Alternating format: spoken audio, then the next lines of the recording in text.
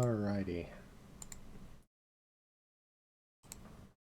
'Tis that time. So, one thing I want to point out before we begin, and since we're beginning a new chapter, we're going to go straight into dialogue. I didn't know this was an option. This would have saved me so much time. Because the retry offset is where enemies become weaker as you do retries. Yeah, you can just apparently turn that off. I had no clue. Anyway, let's begin. Chapter 3.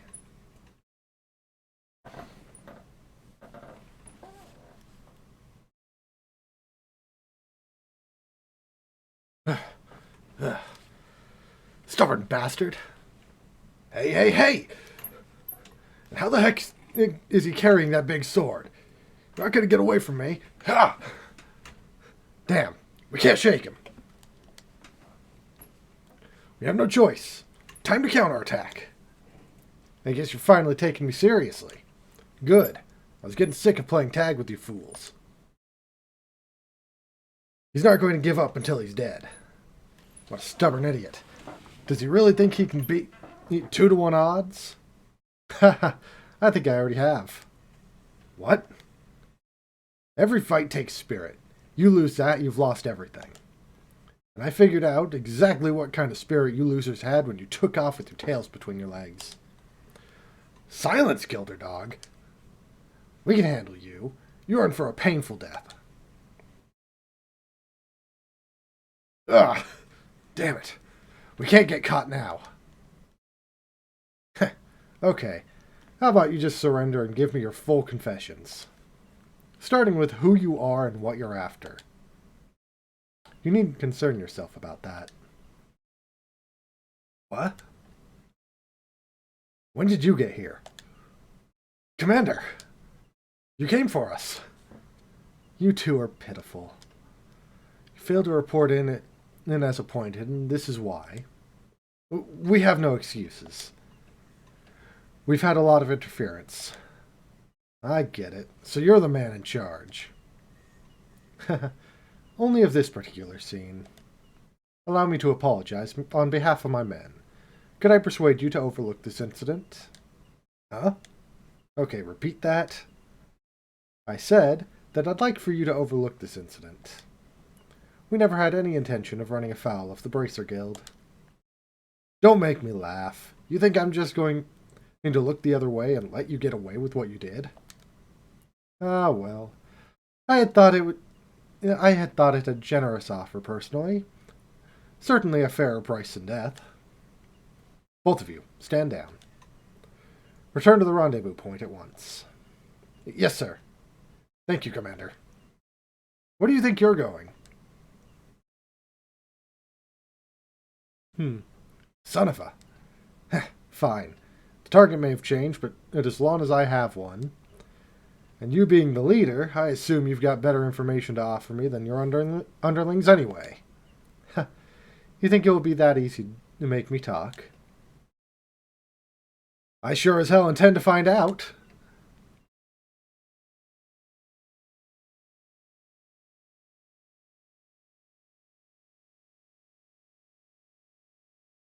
Not bad. Not bad at all. You have an irrepressible passion, but a great weight bears upon you. You are not quite so different from me. What did you just say? It's a painful thing to be powerless in a time of crisis, but you know that feeling all too well, no? I can see it in your eyes. Fine then. I don't know who you are, but I think I like you. There's no shame in powerlessness. There's no shame in being outmatched. You and I both know that. Perhaps we could come to a mutually beneficial arrangement. Screw you! Don't act like you know anything about me. You're in for one hell of a beatdown. Ah! Ah!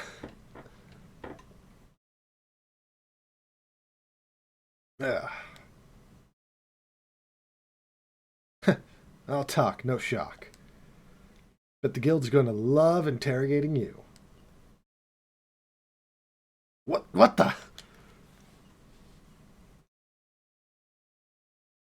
Is that the body split craft?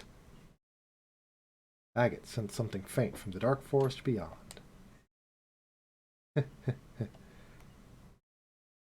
Nice try. But you've got a heavy heart. And a heavy heart makes for a light blade. Won't you come out of hiding and say that? When a warrior enters a skirmish, he must be prepared to lose everything. Otherwise, he can gain nothing. In order to live as a man, you must forego all anger and grief. With that, I bid you farewell. The presence in the trees seems to have vanished. Forgo. How the hell am I supposed to do that? Ah!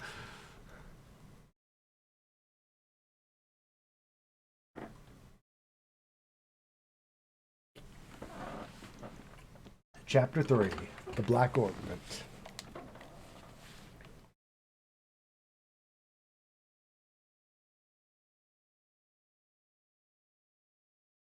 Guess she's not here yet. Did we get here that early? Could be. Want to kill some time at the tavern? Nah. It's nice out, so I think I'd rather just wait here. I doubt I could ever get tired of the view of the river. Yeah, no kidding. I even get the feeling that Rowan's finally back to normal. Pretty amazing considering the uproar after Mayor Dalmore's arrest. Well, a seated mayor has never been arrested before. Try to imagine if Mayor Klaus was arrested in Roland. Yeah, that would be a real shock. But when I think of it that way, the people of Rouen almost seem cold. I mean, they were clearly surprised by what happened, but not a single person was truly shocked, as far as I can tell. Well, you have to remember, the mayor of Rouen has always been selected by bloodline alone. He wasn't elected to his position by the Rouenians. And that probably makes all the difference in the world. Yeah, that's true. The people of Roland appointed Klaus mayor because they liked him and trusted him. Dalmore's getting what he deserves, but I still kind of feel bad for him. Hey, look who's here. Huh?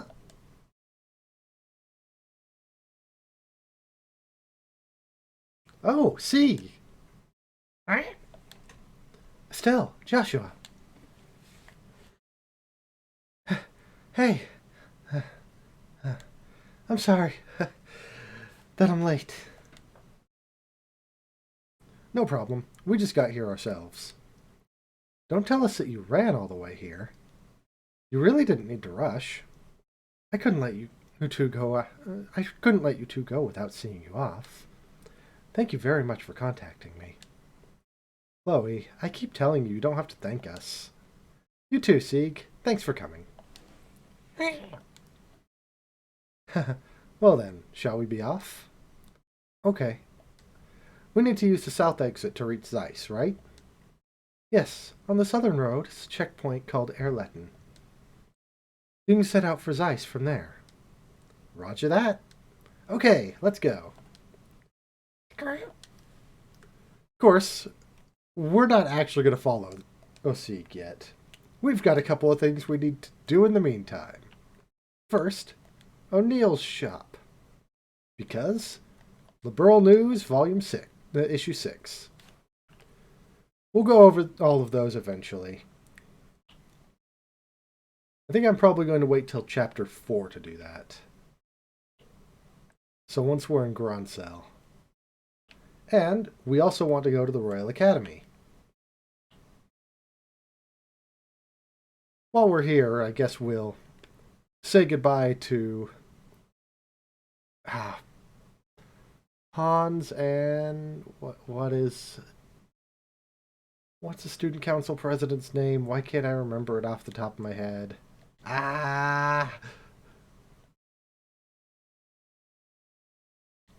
Okay, fine. If you want to make things difficult on me.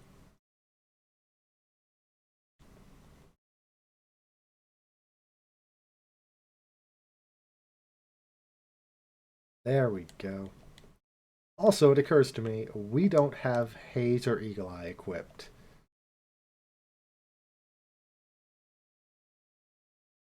Yeah, we're going to do Eagle Eye on Estelle because I like having the extra on her.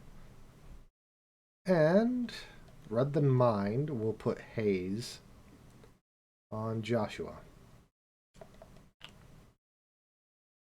Actually, on top of that, Joshua, you're going to lose Strike. We're going to get rid of this. No. We're going to get rid of Cast 1 for Death Blow 1.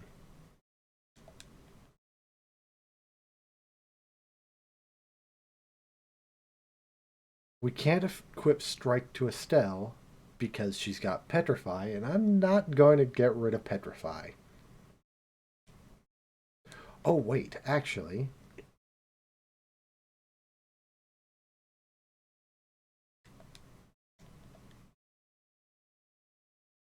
Right, that's why I wanted Haze on Estelle.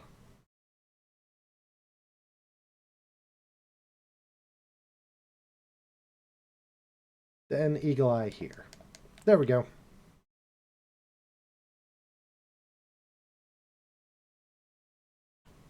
So, we're coming to the academy.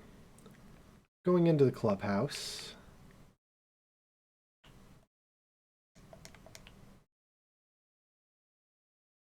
Jill. Yeah. Hey, Estelle and Joshua. Did you guys come here especially to see me? It hasn't been so long, but there's a lot going on. Been a lot going on. There's been lots going on, both good and bad. Sure, it's good to see you two. Once everything is settled down, and for good, we can all focus on our futures. I hope you have fun when you go to Zeiss. Well, if it isn't Joshua and Estelle. I read in the liberal news about Mayor Dalmore and his dirty little schemes. I guess that's why he acted all innocent and benevolent when he gave his donation to at the festival. Yeah. And he was even nasty enough to attack the matron afterwards. He must really be rotten to the core.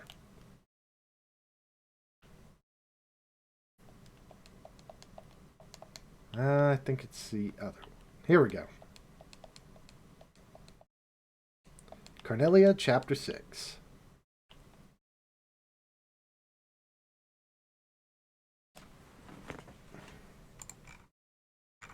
Now I'm going to make sure... Yep. No quests or anything like that, so we can actually start going. And as rude as it is to do, I'm going to unequip these and give heal to Estelle. And we are going to replace with attack 2. As much as having attack on Estelle is nice, Estelle already has good base attack.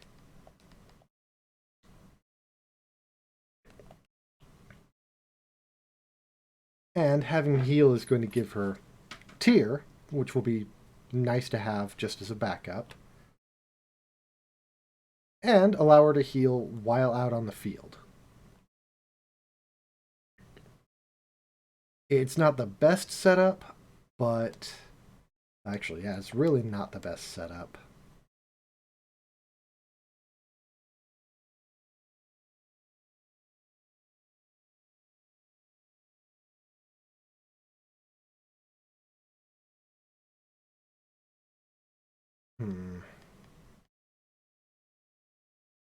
We're just in kind of an odd spot. I think heal's probably still the best option there. And... Oh, wait. We don't have range on here anymore. Yeah, we don't need Chaos Brand or Anticept all. So I am going to give Joshua range. Because that'll just make White Gehenna even better.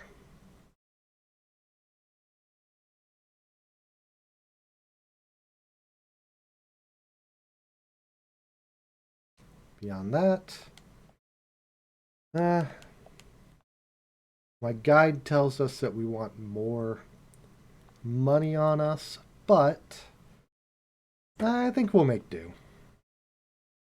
I'm not too worried about it.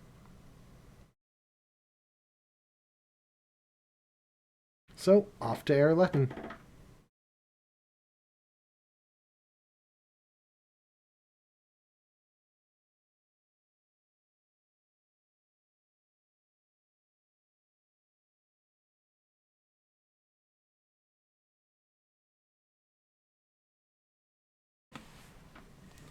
I've been here before, but this is a nice little spot. The view here is breathtaking. Certainly, it doesn't feel like a checkpoint, that's for sure.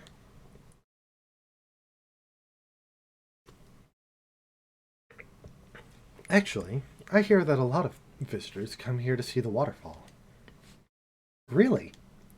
Ron sure has a lot of nice places, huh? I can understand why the Duke would want to live here. Agreed. But I think Roland is also a nice, relaxing place to live. Oh, you've been to Roland? Yes, I've been into all 5 of the great cities. Oh, that's right. Zeiss is up ahead. You'll be surprised how charming it is. Really? Sounds like we're in for some fun. All right.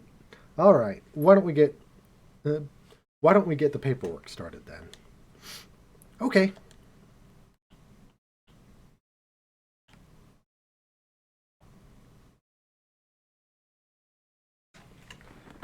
Give me just one moment.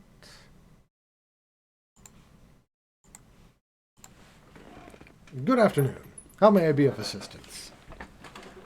We were wondering what uh, had to be done to obtain a permission to enter Zeiss. Oh, okay then. Step right up. I'll take care of you. Be aware, though, that once these procedures have begun, you will not be allowed to leave the checkpoint. Are you okay with that? On second thought, we're going to drop a save, just in case. It never hurts. I don't believe we've missed anything.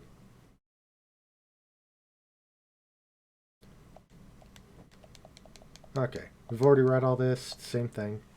Yeah, go ahead, please. Then please start by signing these documents. All right, everything looks to be in order. Is the young lady there not joining you? Oh, I only came to see them off. Ah, very well then. You'll be able to accompany them as far as the mouth of the Caldia Tunnel. Thank you very much. What's the Caldia Tunnel? It is the main road that joins this checkpoint to Zeiss. The path is a long tunnel that passes directly through Caldia Hill. Wow, an underground road? That'll definitely be a first for me, too. So, I want to... Hey, you're back. Thank you for what you did before. What brings you here today? Feel free to stop in whenever you have spare time. Let's just see. Nothing really here. We got the inn. We're just taking a quick glance around. Ah, hello again. I'm still in your debt for your actions when His Grace arrived. Thanks to you, he's not causing any more trouble for the other customers. Though I still have doubts, I'd be happy to cooperate with the Bracer Guild in the future. If anything else comes up, I hope you'll be willing to help. Then we go upstairs and we get to see the waterfall. Wow, this is amazing.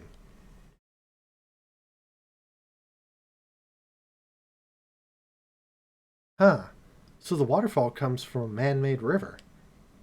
I think it's called the Lot's Waterway. It was made a very long time ago. Yes, and it's linked directly to Valeria Lakeshore. Pretty impressive, given that they did it without any ordnance to help. So what's that over there? That's the entrance to the tunnel, I think. Yeah. So I guess this is goodbye. Yes. So you're going to be traveling around the kingdom, right? We might be able to meet again in Grancel. Really? I'll be going there when the Queen's birthday celebration starts. Some of my relatives will be there, so I have to join them. That's just a month away, isn't it? I think we may actually be in Grancel around that time. So then, once you're done with your family stuff, contact the Grancel Guild branch. If you do, we can try to meet up. I certainly will. Estelle and Joshua, I can't thank you enough.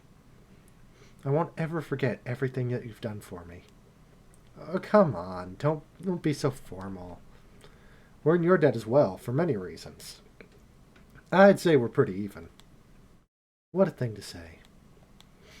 When we confronted the mayor, I said some terrible things. You care for no one but yourself. But I was no different. Huh? I've been running away from the reality of my own situation for a while now. To the orphanage and to the academy. But the two of you taught me something. You helped me find the courage to hold my head high.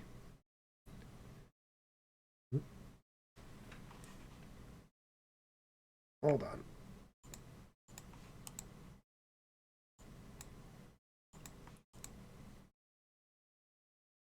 I need to check something. Hold on, everyone. No, it doesn't seem like anyone's here at the moment. That's probably a good thing, because there might be an echo for a little bit. Okay. Okay.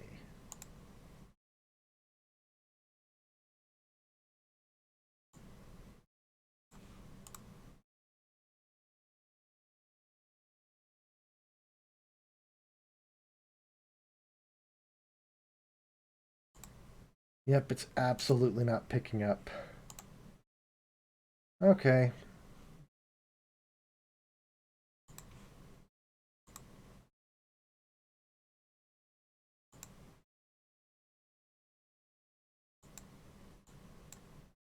Hmm.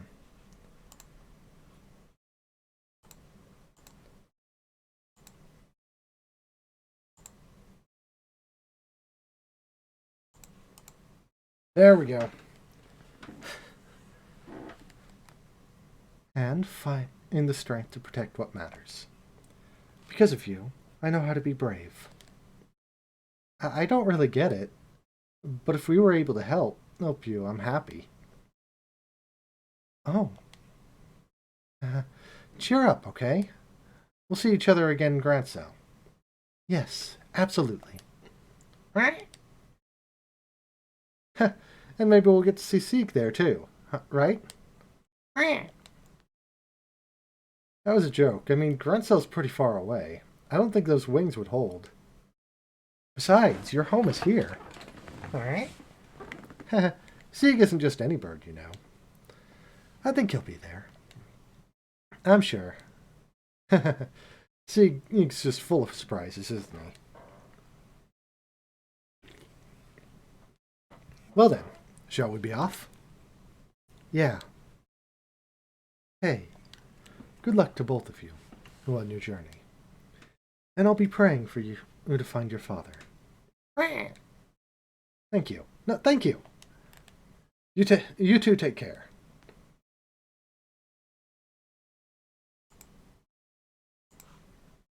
All right.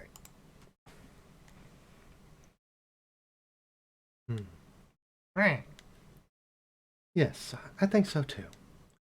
We'll see them again. Sorry to keep you waiting, Chloe. Miss Julia.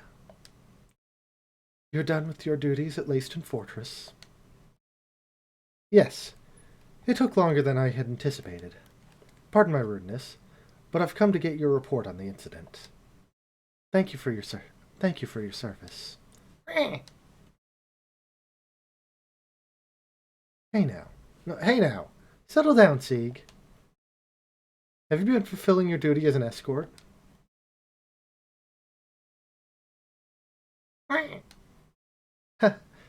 He's always been very helpful.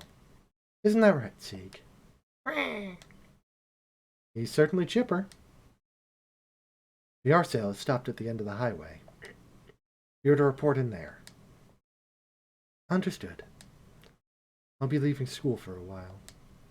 I need to say goodbye to my teachers before returning to Groundsel. Estelle, Joshua, I'll take what you taught me and show you that I can be strong.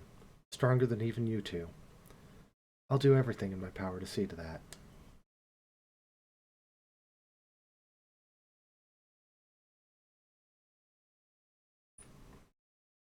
Hmm? What's wrong? Nothing. I just got the feeling that someone was coming. Huh. There's someone in here other than us?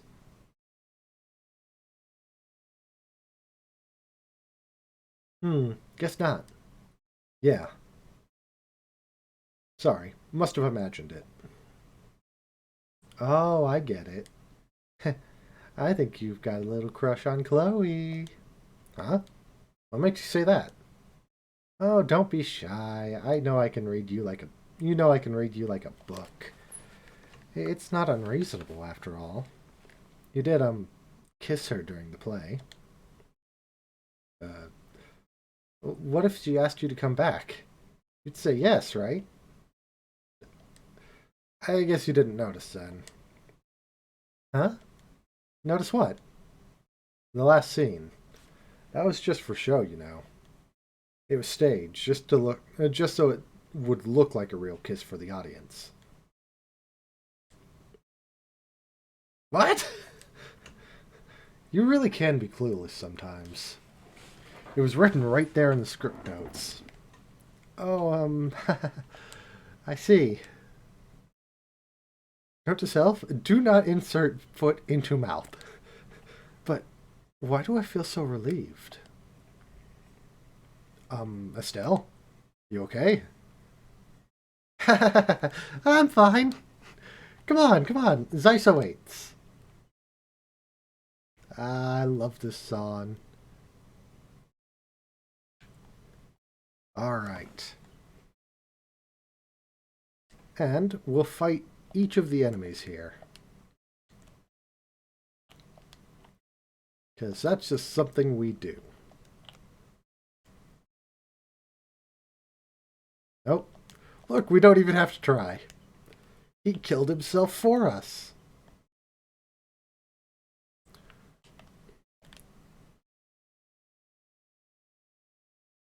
There are actually quite a few areas here that we don't need to do anything at yet, but we're going to explore a little bit anyway.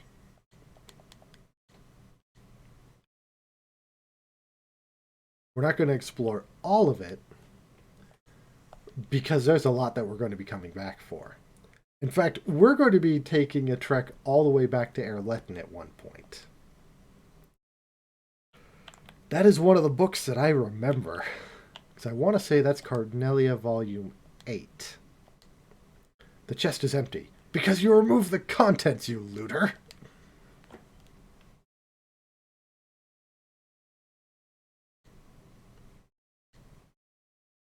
Nope, still empty.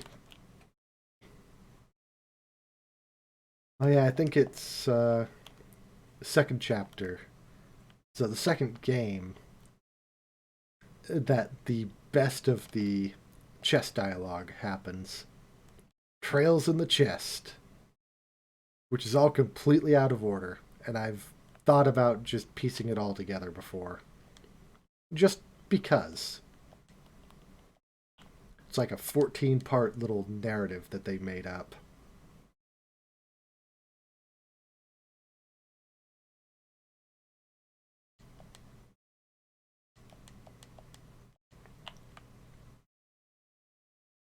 Death Blow 2.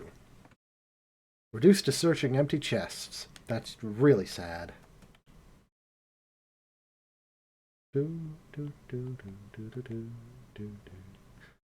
I just really love this song. You'll have to pardon me, guys.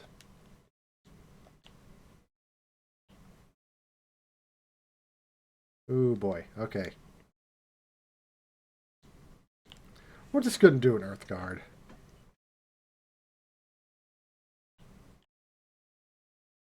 And Cloak and Dagger.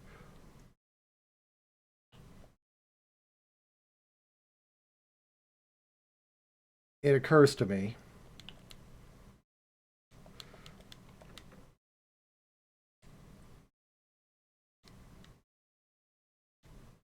Okay, we did get it back.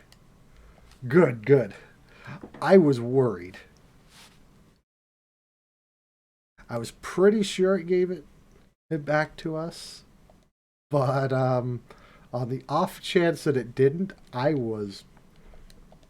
Well, I had my hand on the trigger to just reset back to Erletten to get the gladiator headband back.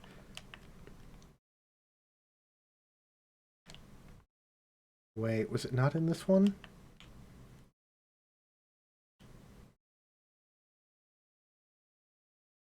Maybe it wasn't. I think we'll be encountering our Chapter 3 party member here soon, though.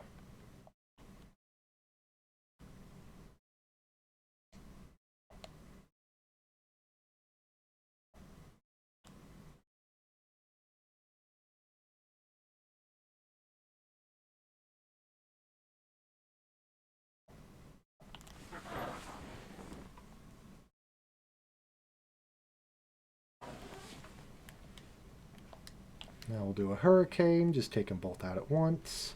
Hey, we even petrified them both.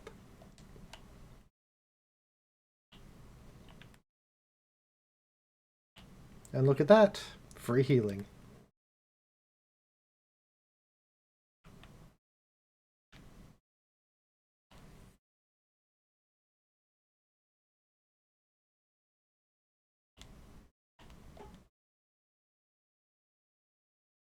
Then we'll Shadow Spear them both.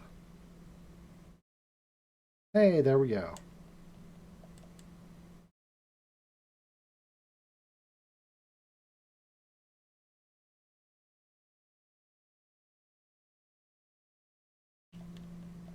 Okay, Cloak and Dagger. Hey, killed him anyway. Now, I'm gonna pull this up. Nope, none of them have anything even halfway decent. Right, okay. So up there, the Chaldea Limestone Cave, we're not going to touch that for a little while. That's an area we're going to explore extensively at a later date.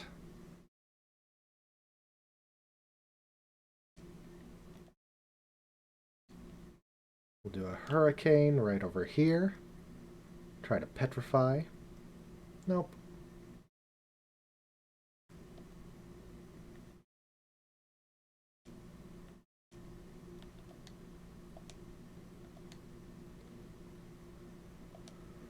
Let's see.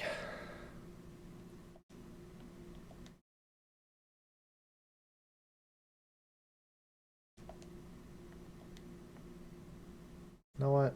I'm just going to use some rainbow jelly beans. Oh. Let me fix that really quickly.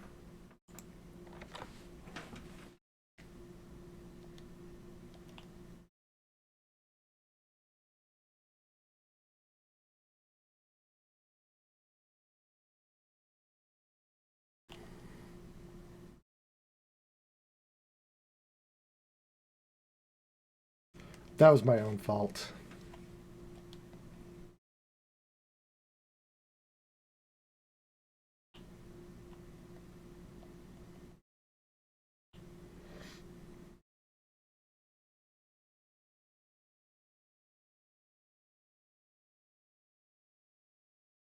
Much I should probably be focusing on the other one.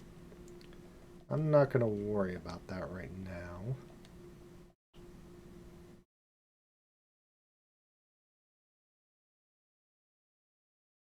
I actually forgot that that hit both.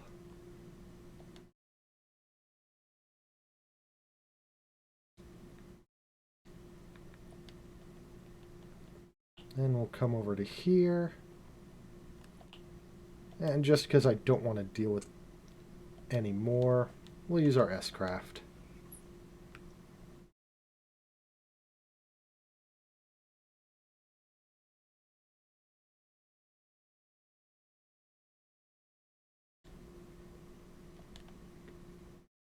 Yeah, we'll go down here a little ways.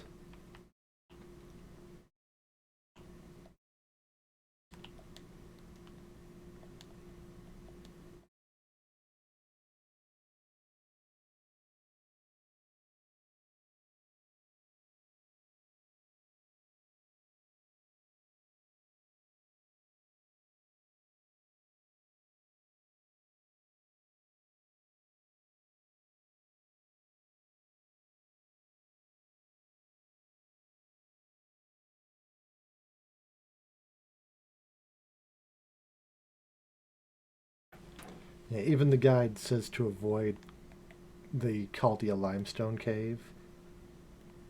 We'll come in here just to show it off. We got penguins.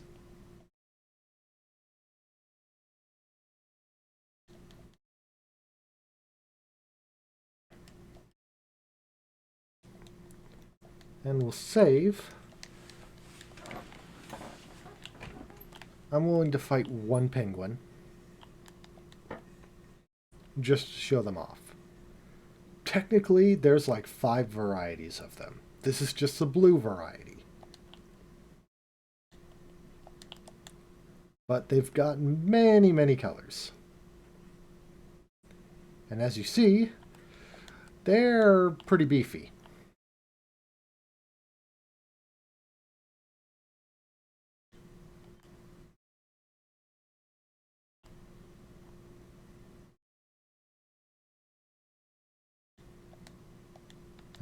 That was an accident on my part. Oh well. And we're going to kill at least one of them. We'll kill that one. That one's dead.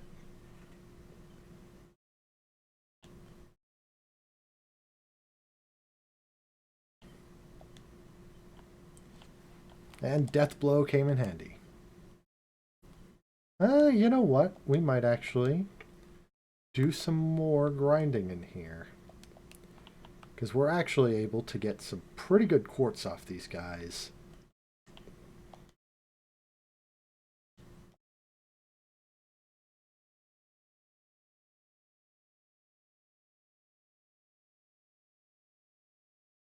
The problem becomes they can inflict confusion.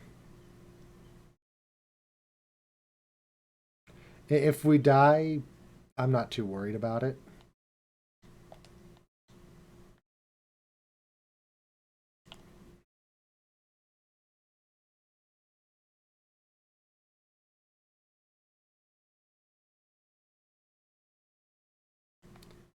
Hey, there we go.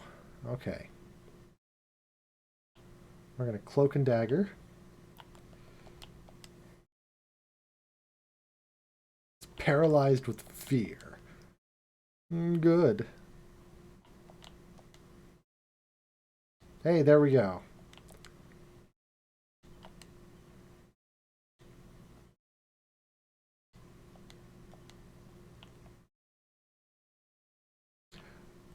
Yeah, I was fully expecting to not come in here to grind, but these guys are just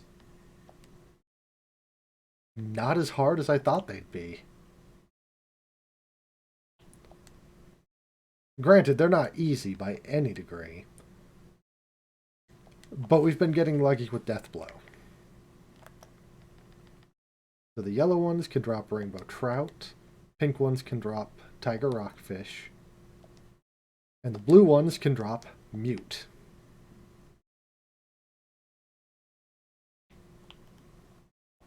And we'll just get this one chest really quickly. The chest is just empty. Nefarious.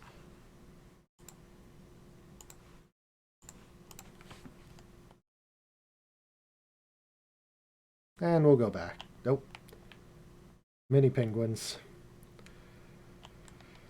We saw him. I don't think we can let him live.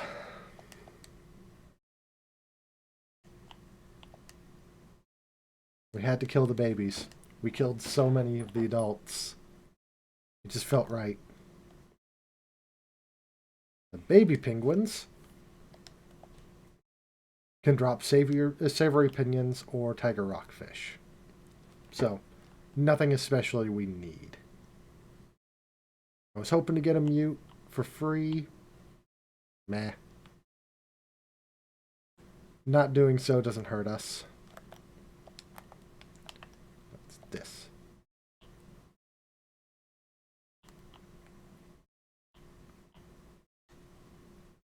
Tear a balm. The chest is empty, but you may now fill it with your tears. And a celestial balm. That's going to be an item we hold on to, because that's a really good revival item.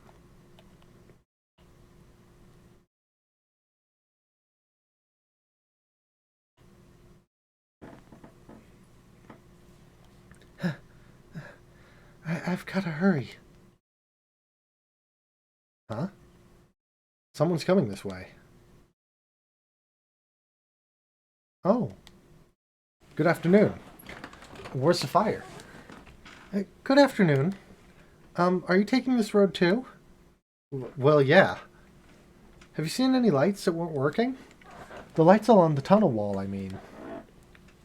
Sorry if there are, I haven't noticed any.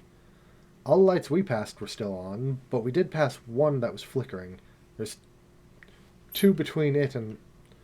There's two rivers between it and here. That's it! It's just like I thought. Sorry, I have to hurry. I wonder if she's from Zeiss. Strange little kid. She seemed awfully flustered.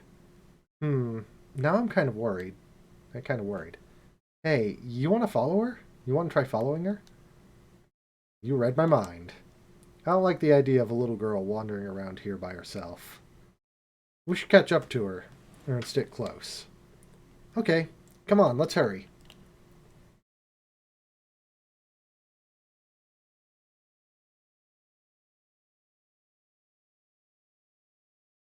Oh, we ran into an enemy. Let's kill him.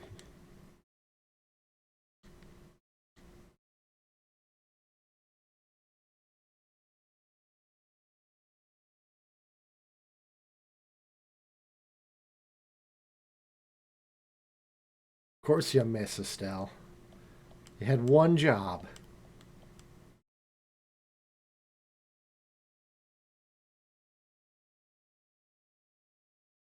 So I want to say it's right after the heal point.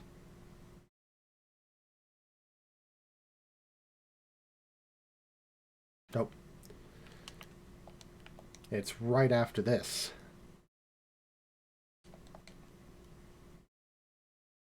I can't believe there are so many of them.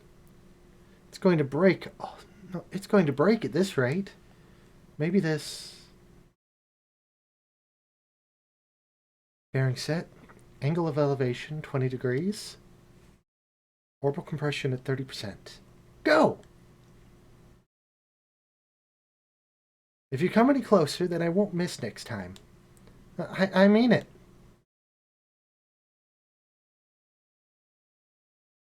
Oops, I think I might have made them angrier. Ah! Yeah! Huh? Hey, I remember you. We can talk later. Get back. We've got to get rid of these things first. And, out of nowhere, we got our party member for the chapter, Tita. We're going to place this here. I'll give an introduction to her once her turn has come around. Tita uses an orbital cannon. You might remember we actually faced an enemy with one way back in Chapter 1. That was Dawn, the leader of the Kapua family. Tita is all about ranged area attacks. She's also fairly decent with magic, but her best use is her crafts. And area auto attacks.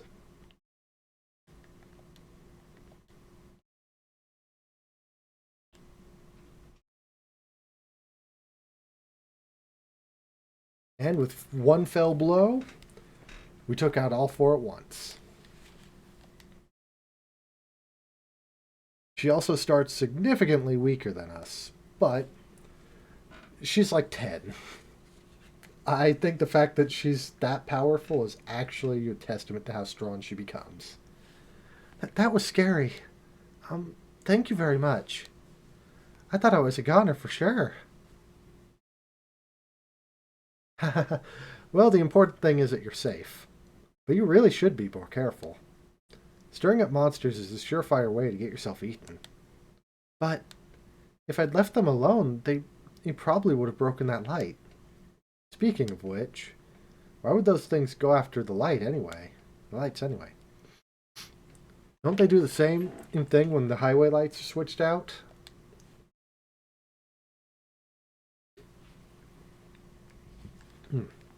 The septium in those circuits is the monster's favorite food. The highway lights work to keep monsters away. But when they stop working, they have the exact opposite effect. Ah, I get it. Still, you shouldn't mess with stuff like that. Septium might be their favorite food, but little girls probably rank close second. Oh, sorry. Go easy there. Giving her nightmares and saying, don't do that, isn't exactly going to score you any points. Oh, don't be such a wet blanket. Anyway, my name's Estelle. And I'm Joshua. We're bracers, affiliated with the guild. Oh, so that's why you're so tough. I'm Tita. I work as an apprentice at the Central Factory. Wow, that's pretty impressive. Well then, Tita. We're heading to Zeiss, so do you want to join us the rest of the way? That's right. You don't want to be around here if monsters show up again. Really? Thank you. Would you mind waiting for a little bit? I've got to get that light fixed. Yeah, it's probably risky to leave it like that. How in the world did you know it had burned out, though? Well, I was lucky enough to notice the problem when I was looking in the computer database. It seemed like a defective unit. It was installed here by mistake. Ah, alright. It's a good thing you caught it when you did. Computer? Database?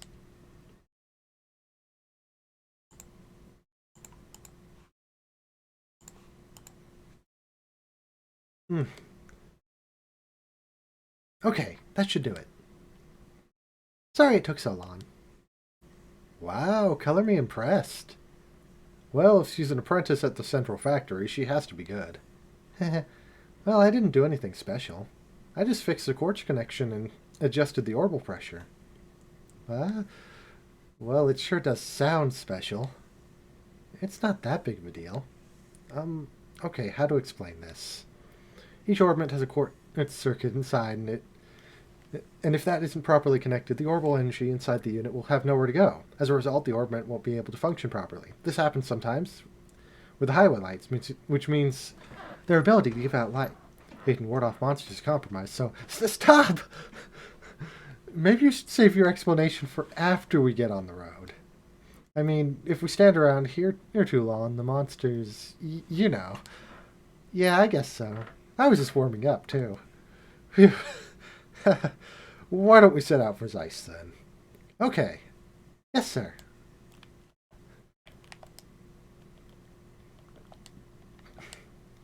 Tita Russell. As I mentioned, she uses an orbital cannon. Really, that's the best way to describe her early on. She is a mechanical whiz kid. But we'll get more into that when we introduce the rest of her family that is in this game. We don't see all of them until the third Trails in the Sky. But we do meet her grandfather in this game.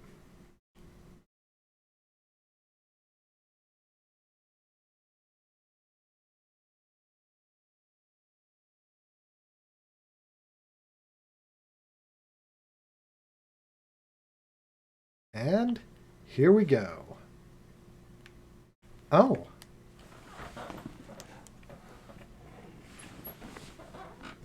The tunnel ends here. So does this mean this is the entrance to Zeiss? That's right. It leads into the basement of the central factory. I'm excited to see it. Central Factory is the pride and joy of Zeiss, since it's an industrial city. I'd heard it was big, but that's about all I really know. Well, yeah, it's really huge. Anyone who's not used to it, used to the layout, could get lost in a hurry. Ugh, that's a creepy thought. I'm beginning to worry whether or not we'll really be able to make it to the guild. The way out to the city is up on the first floor. I'll show you how to get there. Thanks. Well, let's go in. We'll talk to this guy too. Okay, that makes 8 cans. Check and double check.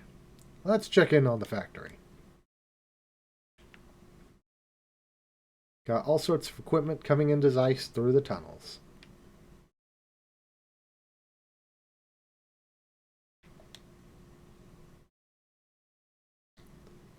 Let's see.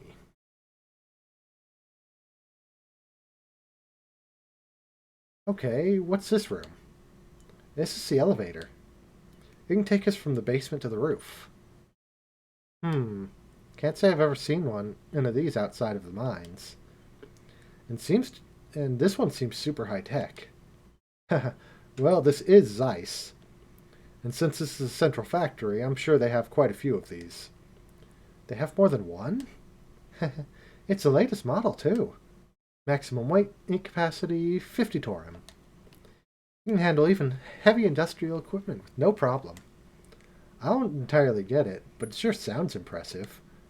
So, how do we get to move? Oh, you just pick which floor you want on that panel. Let's see, you want to go to the city, into the city, right? Yes. Can you take us up to the first floor? Okay.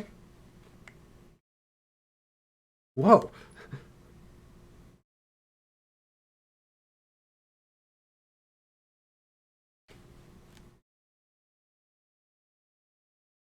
Whoa, check out the size of this place. This is Central Factory's main floor. It's where the reception desk and consumer maintenance windows are. I see. So we get out to the town from here. Oh, Tita. Miss Hazel? There you are. Supervisor Travis has been looking for you. He'd like for you to go straight to the operations room. Oh, okay, I will. Uh-oh, sounds urgent. Thank you for showing us around. It's no big deal. It's the least I can do after you beat up all those monsters for me. Well, we're planning on being in Zeiss for a little while. Would you mind if we stop by to see you again? I'd love that. Bye-bye then. Ah, she's so adorable. What a sweet kid. I get the impression that she's a lot tougher than she looks. I agree. I've always wanted a sweet, lovable little sister like her. Instead of, might I add, an obnoxious little brother. You keep saying things like that, but you're the one who's always following me around. If you want to be more like an older sister, a real older sister, you need to get your head out of the clouds every now and then. Pfft, look who's talking. Anyway, all sibling rivalries aside, want to head into the city? Yeah. First, I'd like to switch assignments at the guild. Plus, we can see if there's any new information on the Orbment or Dad. Sounds like a plan. So, really quickly, I'm going to scroll down to make sure I don't miss anything. And we've got our Orbment shop. Let's see. So we don't actually have too much at the moment. I'm going to buy one of those. We'll buy an Evade 3. We'll buy 3 EP Cut 2s.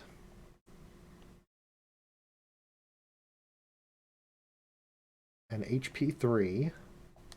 Another Mind 2, because it doesn't hurt. Yeah, I'll buy a second one of these.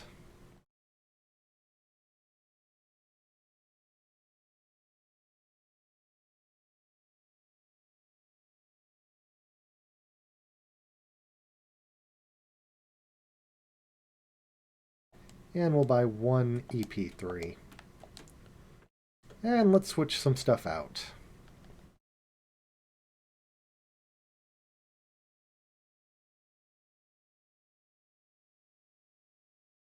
Yeah, HP 3 is going to give us a lot to work with.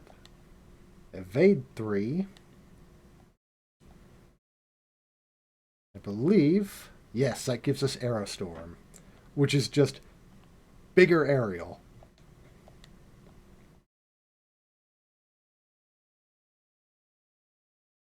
And then, do I want to change out anything on Joshua? I'm kind of thinking exchanging... No, range gives us White Gehenna at the moment. You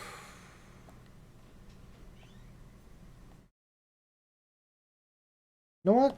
Yeah, we'll get rid of Attack 2 for Mind 2. Yeah.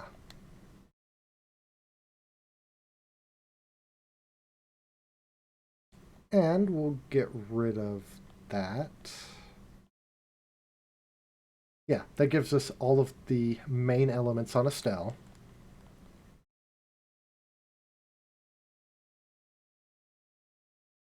Yeah, I think that's a good setup.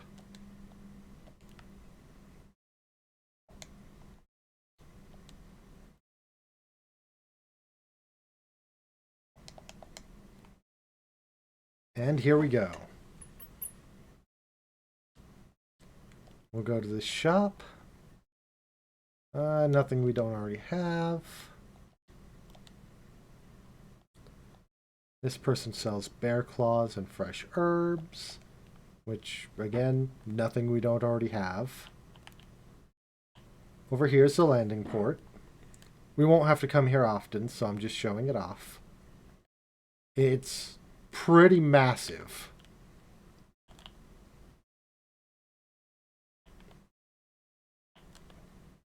Notice very large landing bays for all of their airships.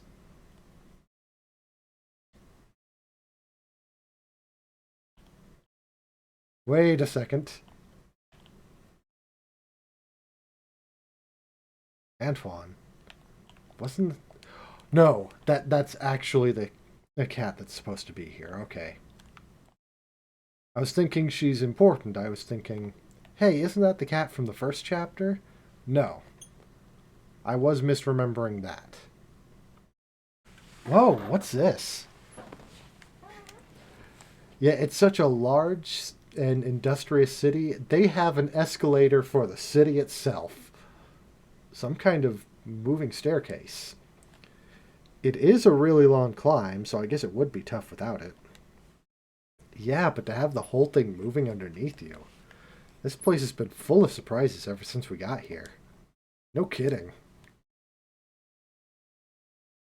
We got an escalator.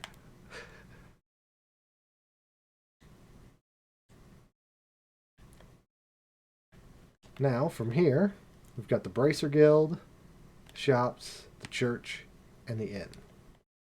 We're going to stop by the shops first. Because I want to make sure our equipment is fully upgraded.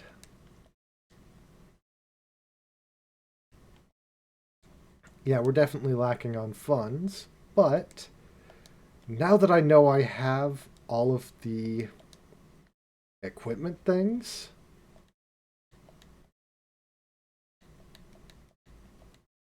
I wouldn't suggest anyone else do this, just because you may want to keep track of them. But as I said, I'm currently sitting on the achievement for getting all of the equipment. I just wanted to make sure I wasn't missing anything else before the saber.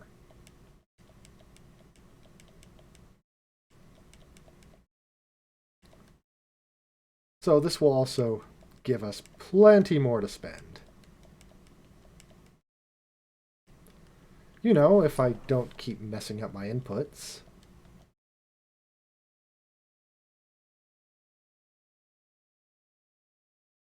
There we go. That gave us an extra 40,000. We're going to want 2 of these, 2 of these, and we have... Yeah, I'm going to buy one of those. We're going to get the work gloves.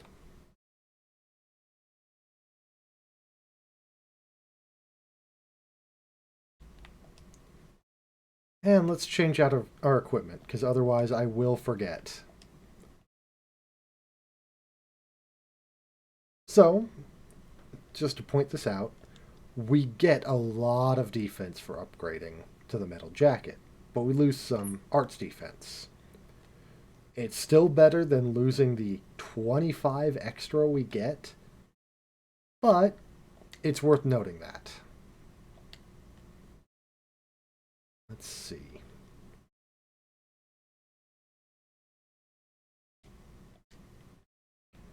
We're going to give her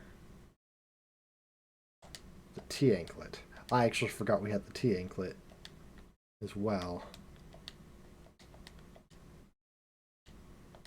And there we go. We even unequipped the skull daggers, so Joshua is back up to a good ATS.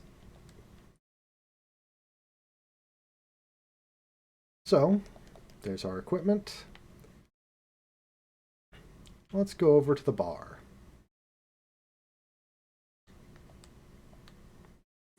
They have rotini pasta, and black pepper soup, and seasonal tarts.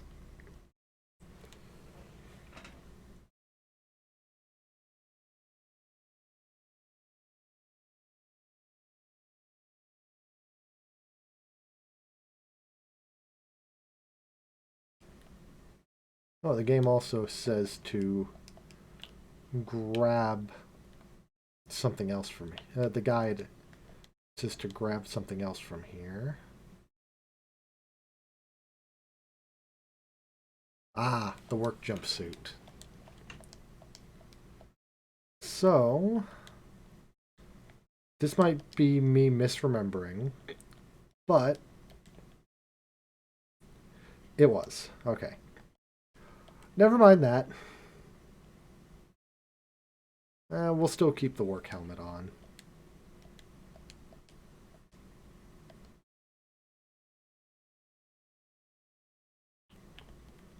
And the general market, my guide does say, has everything we need for... We'll buy the woolly knit cap. For infinite mirror trick. We're not going to worry too much about that. Because honestly, this gives us plenty to work with.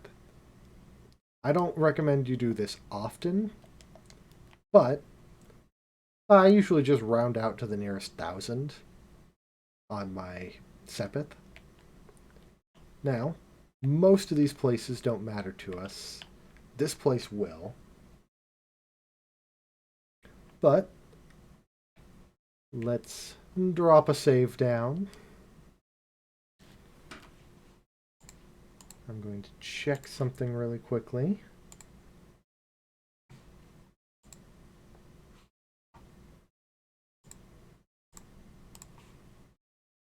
And let's go into the Bracer Guild.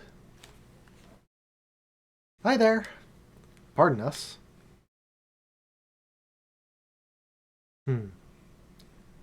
See, we're finally here. Finally here, I see. Estelle, Joshua, welcome to Zeiss. Huh? You know us? I've already been briefed to your arrival from one Jean at the Rouen branch. A girl with chestnut hair, tied in twin ponytails, and a boy with black hair and amber eyes. That is you, is it not? Okay. My name is Kilika. Zeiss welcomes your service. It's a pleasure to make your acquaintance. Oh, the same here. The pleasure is ours. I know you've just arrived, but I'd like to proceed with the formalities of changing your affiliation. If you'll just sign these documents. Okay. That should do it. You are both now affiliates of the Zeiss Regional Guild. There are no urgent matters that must be seen to currently. You're free to check the bulletin board and work at your own pace. That's kind of disappointing, but hey, a little peace and quiet can be a good thing. Oh, right, I had a question to ask. About Cassius, correct? She can read minds! Did Jean tell you about him, too? The whole sordid matter. I'm sorry to say that Cassius is not currently in the Zeiss region. He only stops in every few months or so. Figures. That just leaves Grancel, or maybe. I believe I might be able to provide you with the lead in another matter. Please, take this. Received. Attention, Factory Chief. What's this? It's a letter of introduction to the head of the central factory, one Mr. Murdoch. He is basically like the mayor of the Zeiss region.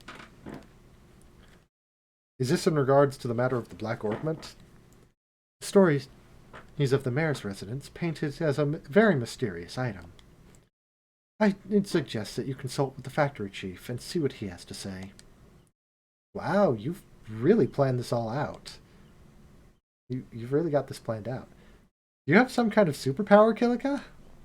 My business is to provide support for bracers such as yourself. I simply decipher the intelligence that's provided and pass it on as the mandates of my job require. Wow. We really appreciate your assistance. Think nothing of it. I trust that you will return to assist us should a major incident occur. You can count on us when the time comes. Well, do you want us to go ahead and see the factory chief? Sounds good to me. Yeah, Kilika is... Well, Kilika. She could kick your ass 2 ways to Sunday, and then a third way if you felt like it. But usually she doesn't. By the end of the Sky trilogy, spoiler warning, but that will be a good long while for us. She actually leaves the Bracer Guild to be an intelligence officer for a different country.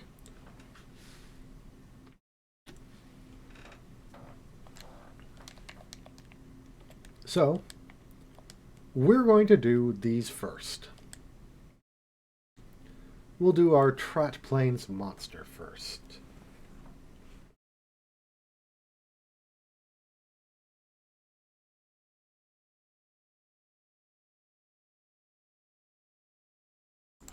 Actually, oh, sorry about that, guys. We'll start on Assistant Librarian first. Keyword there, start. So, we go to the central factory, and we'll just take the stairs.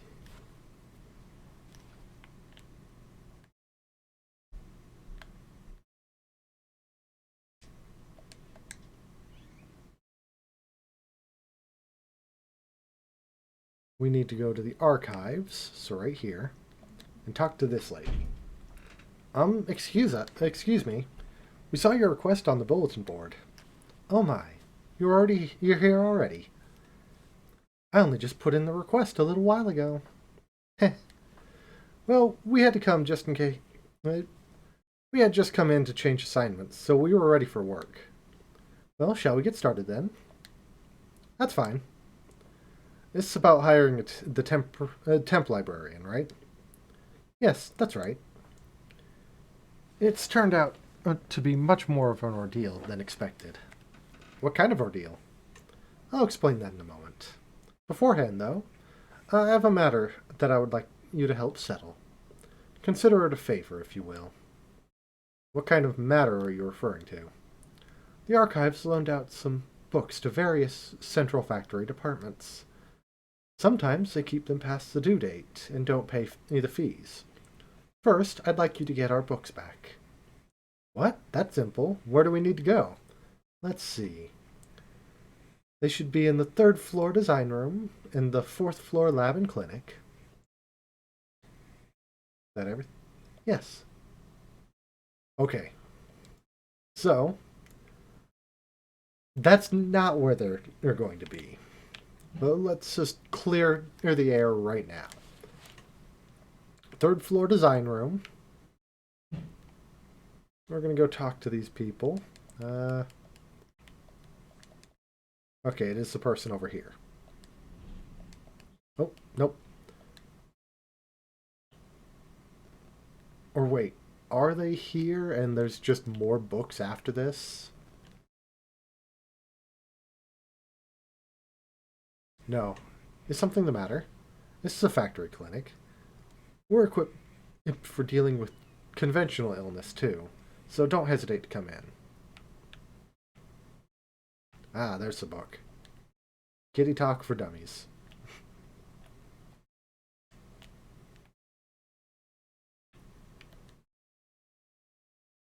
Oh, are you done? Haha, we've brought them for you. Good, now, I just need the other books.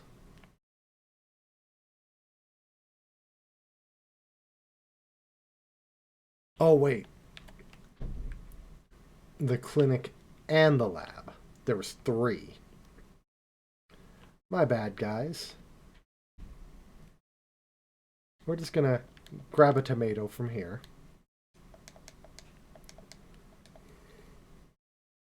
We're actually going to get a quest later on dealing with these tomatoes, which are artificially grown, acerbic tomatoes.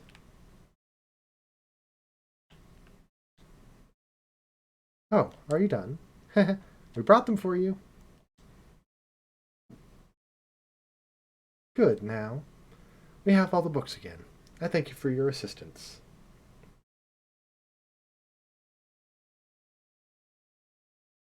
It was no big deal. We didn't have any issues. That's good to hear. In that case, perhaps I should go ahead and ask for your help with my favorite type of work. Oh, that's right. You mentioned having some significant problems somewhere along the line. So what kind of work is it? Just like before, we need some overdue materials returned.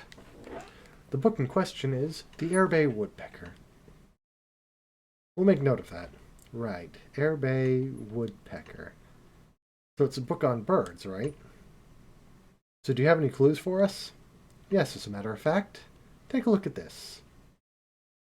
Approach the man of stone, standing in silence, with it in the mountain village pond, and ye shall receive. Okay, I wrote that down, but what the heck is it? It was written on a card that was taken from the book.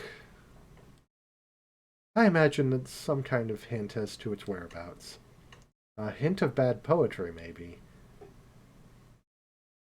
So it was only borrowed because someone, and with way too much time on their hands, wanted to hide it somewhere? Evidently so. It's sort of a trick that researchers used to play on each other long ago. I have no idea what would possess someone to hide a book, of all things. But we certainly have our fair share of unusual characters. It's not surprising that any of them might follow such bizarre custom. Anyway, I leave this matter in your capable hands. Please bring the book back. Hey, hold on a second. Is this the only lead we have? I'm afraid so. But the guild sent you, so I have every confidence in your ability. Well, that's just awesome. Understood. It'll be difficult work, but we will do all we can. You may search every nook and cranny in Zeiss, but I'm sure you'll find it. I'll be waiting here when you do find it. Please bring it back to me. Let's get the show on the road then. I look forward to seeing you again. Yeah, this is actually a 4-part quest.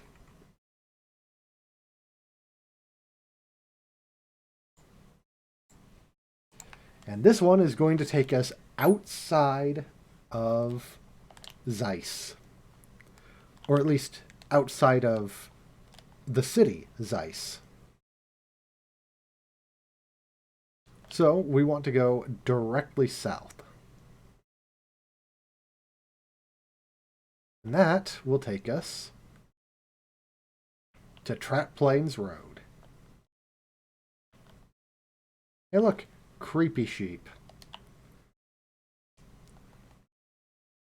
I wasn't able to show this on stream, but we've actually fought these guys before.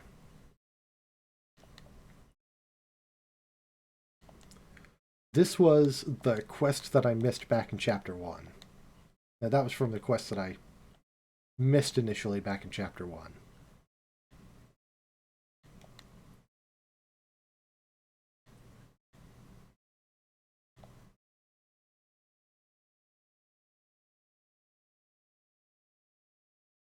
Oh boy, okay. We'll just use a reviving balm. If it attacks Joshua, then it attacks Joshua.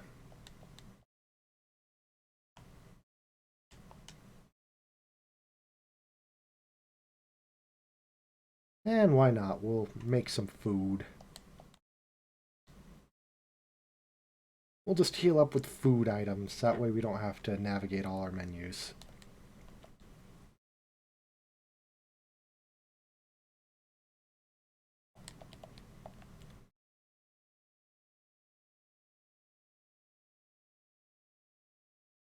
Nope. Here is a snake mushroom. A bane cobra.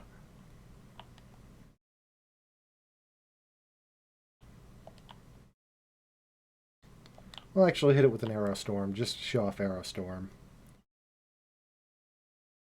As I said, it's just bigger aerial. But because it was a crit, I didn't want the enemy to get the crit. And it gave us a firefly fungus.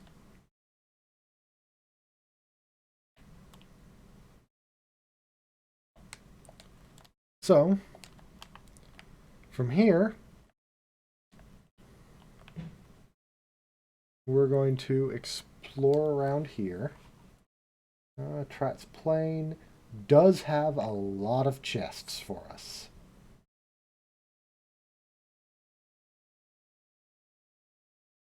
In fact, 4 of them are monster chests. Hey, you guys might remember these guys from the from the prologue chapter. Or at least similar enemies.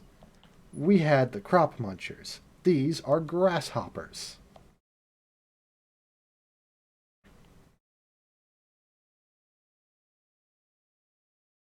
Yeah.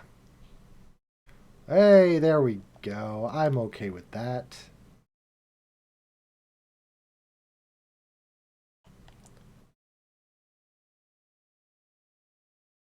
Sure, Joshua, you're going to get healed up. That way we don't have to do it through menuing.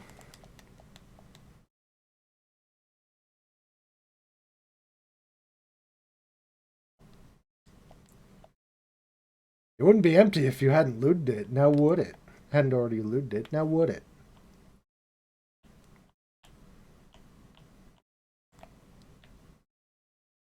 We're going to fully explore the fields here.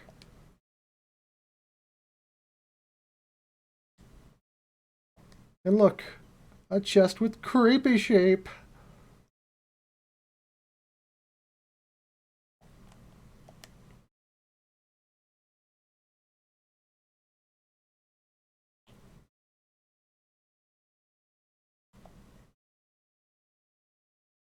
Oh, they're actually good against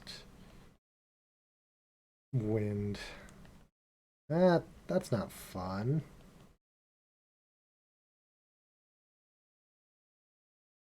Okay. We're just going to do a comet.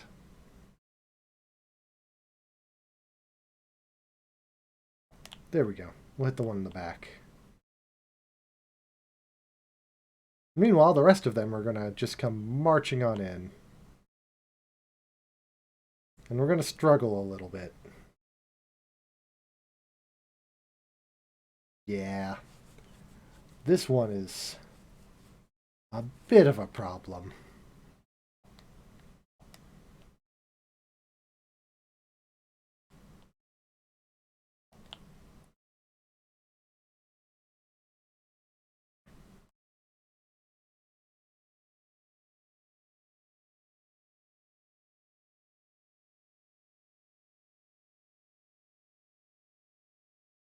Okay. I think we're going to need to equip some anti-sleep.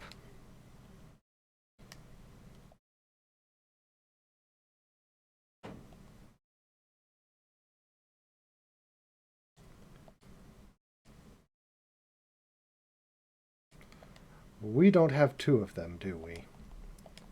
That's fine. We'll also set their battle positions back further. That way we have a little bit of extra time.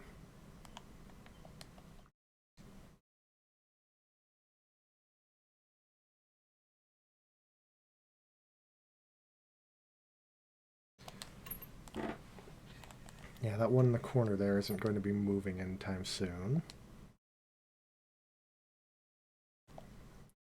And then let's try to get as many as we can in one hit. Hey, petrify! That's what we want to see.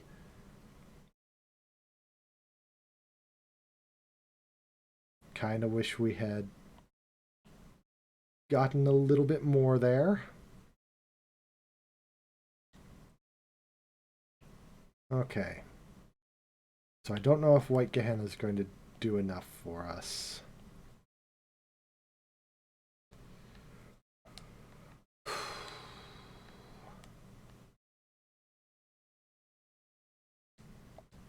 Let's see. I'm actually going to go here and hope. Kind of a haphazard way of doing things, but oof, if this is not a battle that requires some risk.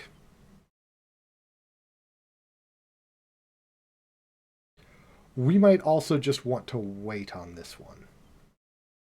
But I'm willing to give it 3 more tries.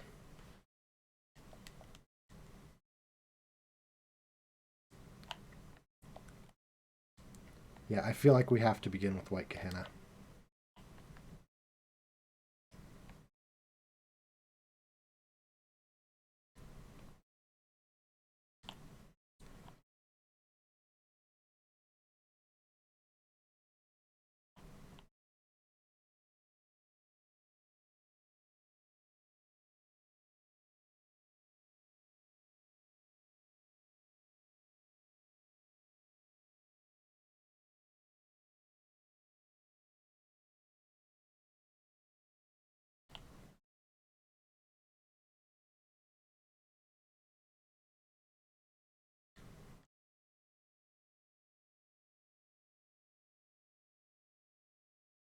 Yeah, I think we're going to need to get extremely lucky or get Tita in the party.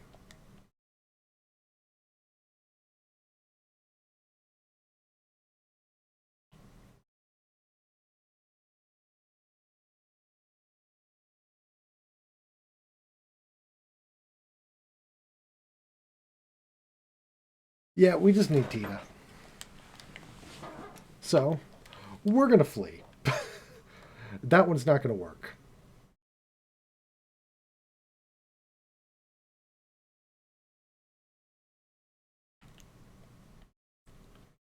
We are going to try to find that Trat's Plane monster, though. Oh, there's a chest right here. It's empty. Diabolical.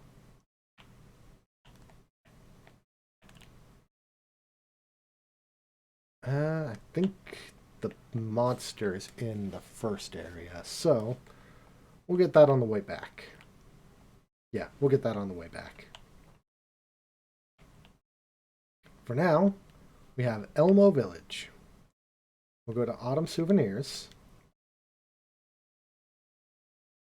and get a fluffy spring egg.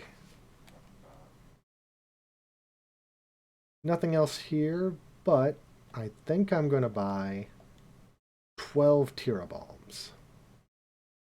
I'm not really worried about reviving balms, so.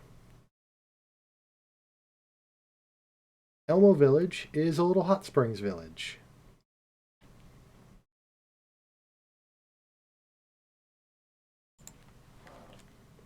So, now we go up to...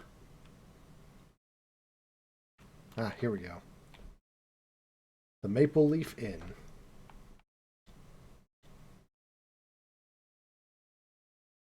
Yeah, if it isn't apparent, this is an important character. Since, you know, she has a portrait. Welcome, everyone. This is the famous Maple Leaf Inn. We have lots of fine springs, including the famous Eastern-style outdoor bath. Ooh, and the wild veggie pot. We're going to buy 2 fruity milk, 2 specialty eggnog. Specialty eggnog we might actually buy quite a few more of. And 2 monster sushi. I want to see what it takes for us to make these. So, we're going to start eating all of our new food.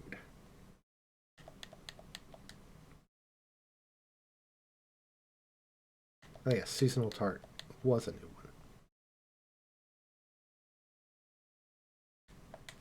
So, specifically, okay, fresh eggs and vintage wine. And with these, we need some curative horns. Curative horns are going to be the annoying one, but we'll make do.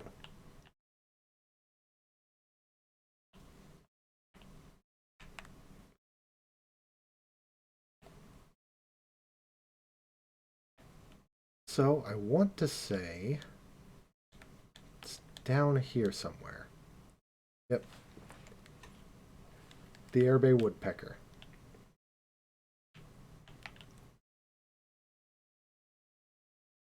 It's behind that little statue right there. The lantern. In the hot springs. Luckily it was wrapped.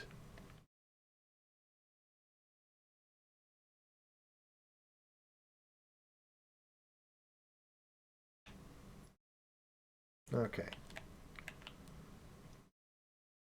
Let us go and find the Trat Plain monsters. And possibly more chests. Because as I said, there's quite a few.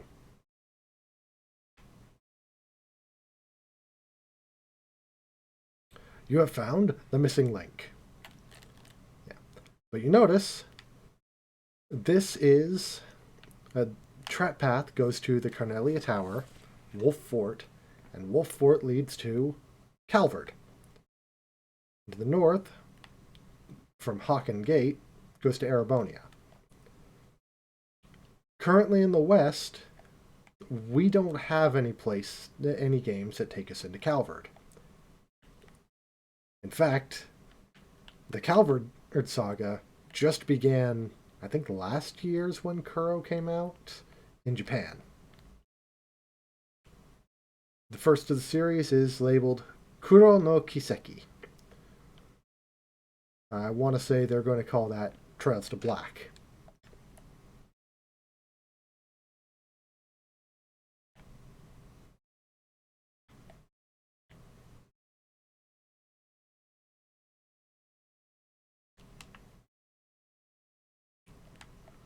Alright, I don't remember where these monsters are. And since we're also hunting for chests, I'm not consulting the guide. There we go. If we have trouble with these guys, these ones I'm also willing to wait. But, for now, we might as well attempt.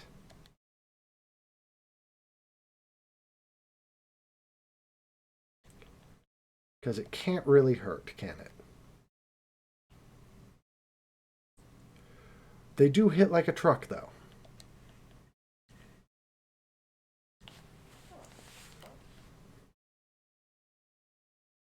Ooh, I was really hoping for anything there. Okay, we've made one petrified.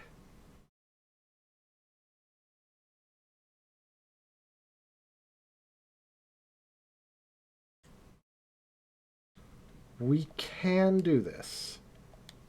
It's just not fun.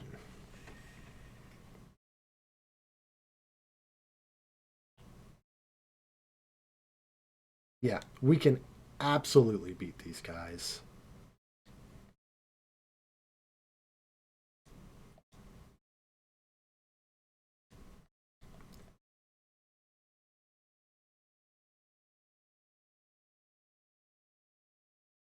Three of them are going to move, so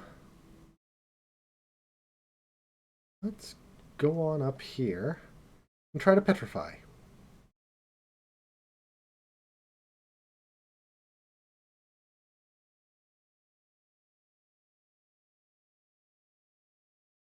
Hey, they all used golden armor.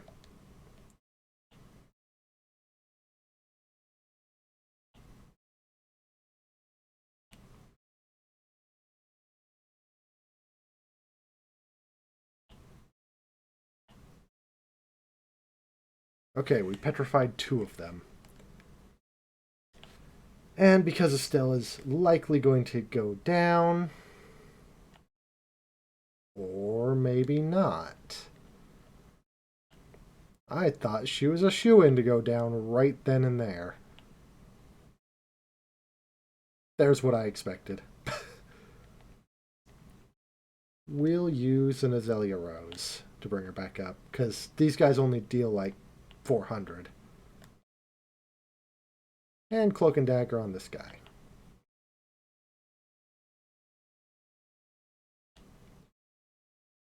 We'll do a Tira. Another Cloak and Dagger, trying to one-shot him.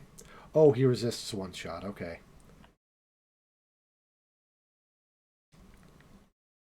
So that wasn't going to work to begin with. However, look at that, we won. And we got 3 Curative Horns. Curative Horns are what we need for Monster Sushi. And Monster Sushi heals a good amount and gives us some extra strength. I'm definitely okay with going with that. Ooh, this is definitely a monster chest. We'll use a Tira Balm and 2 EP charges. And then save.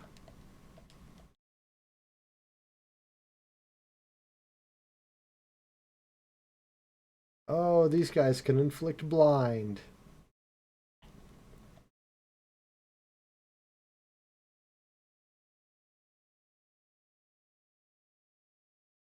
What? Yes.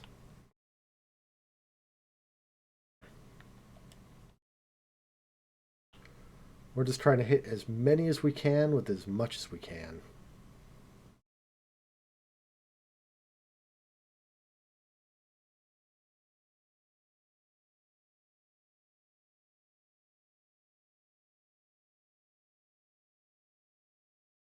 Okay, big guy's attacking next.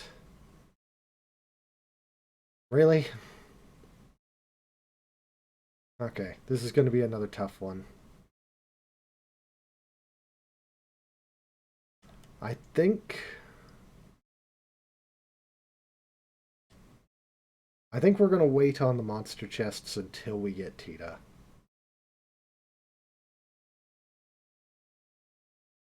But I'm willing to give this one more try.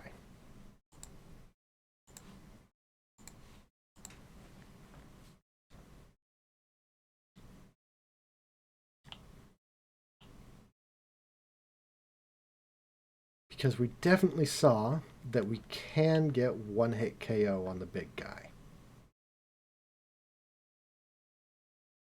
And that's always a good sign, in my opinion.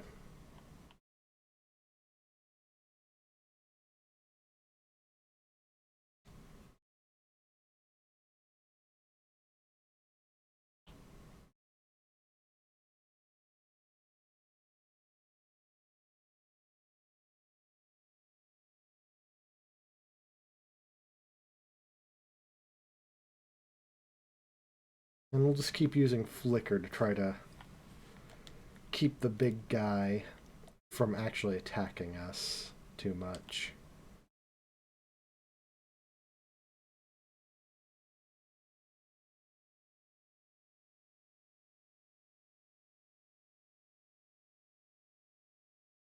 There we go.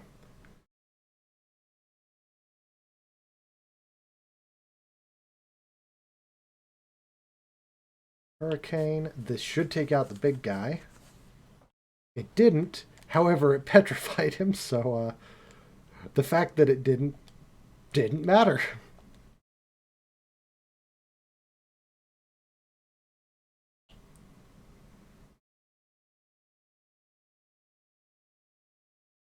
Those guys are all dead.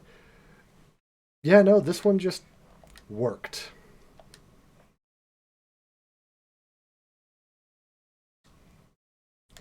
We'll do Comet, smack that guy, and finish him off.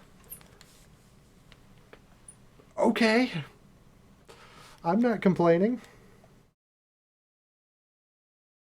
That's a black bangle. I feel so empty inside. We're not going to go to Carnelia Temple, Carnelia Tower. We actually have a quest this time that takes us there, so... Instead, we're literally just hunting chests. This one doesn't have quite as many. Hey, and we took out the big guy in one hit.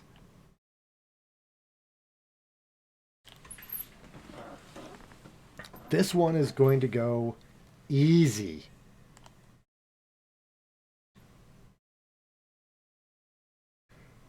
Also, the little guys can flee sometimes.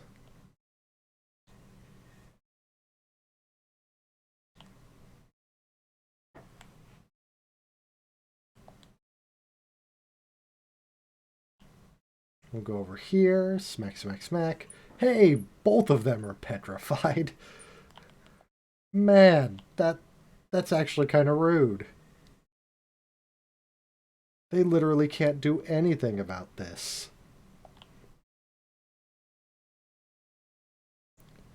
Okay. The rest of them all ran away. So we won. Without issue. That one gives us a sapphire talisman. The chest is, you guessed it, empty.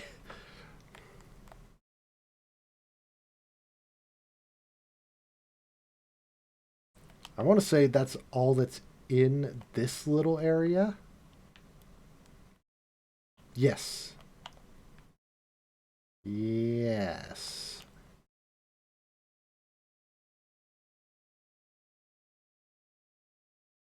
It's actually kind of nice that the one that we couldn't finish off was on the way to Elmo Village. Because we will be going back there. And we have to, you guessed it, with Tita.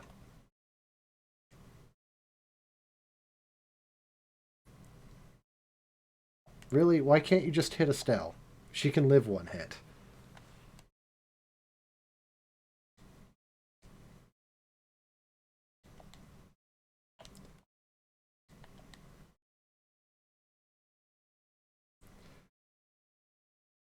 Alright. You want to play like that? Sure. Two can play at that game.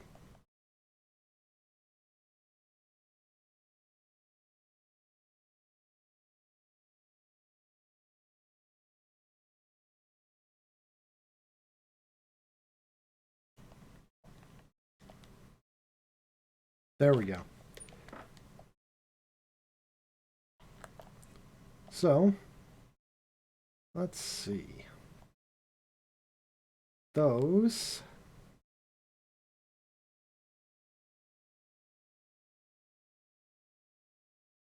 were more war mantises, so prickly seeds. Okay.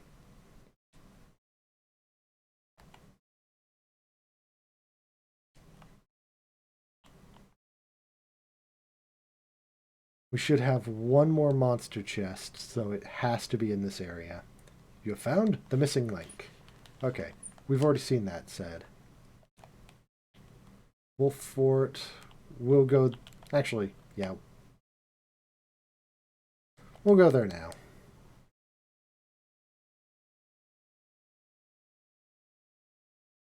We got chickens. Gonna shop. Nothing amazing, but we can rest up.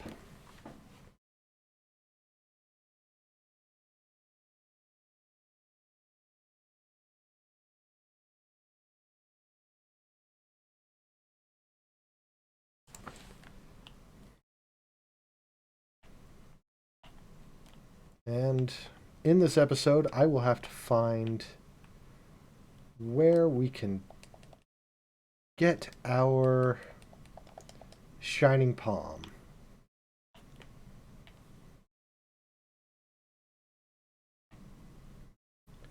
Because I think off screen I am going to farm for crest charms,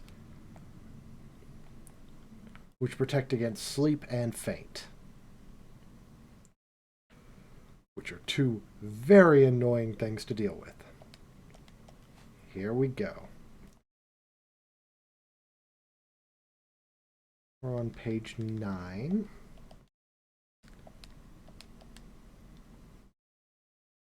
It's just more crop munchers. Oh boy. We got blinded. Meaning this one could end up a bit of a disaster. Luckily it didn't.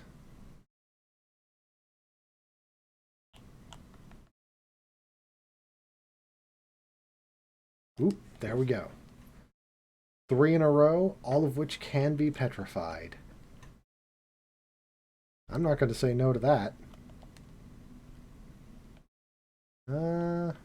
Okay. Still our best bet.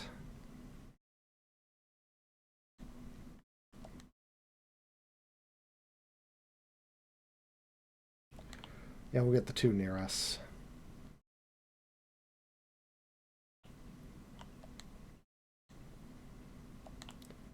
Flicker again. 2 dead. Oh, right. The little guys can heal the big guy.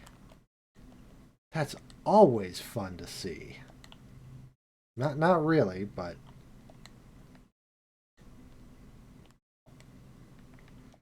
We're going to cloak and dagger the big guy. Just because with him dead, the others are more likely to flee. Or, you know, play dead and just give us free experience.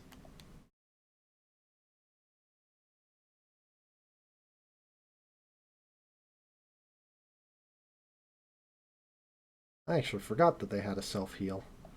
Oh, petrified. There we go.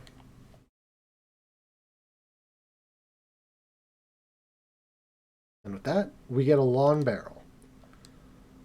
That is not going to matter for either of our current party members. The lawn barrel is an accessory, which only works on ranged weapons. Oh, but wait. We have Tita who's going to be joining us. Meaning we have a character with a long-range weapon. Just not currently.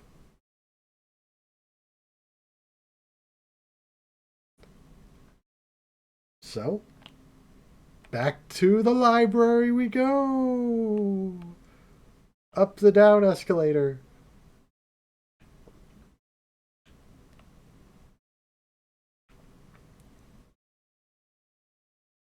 And yeah, we do want to finish these now rather than later.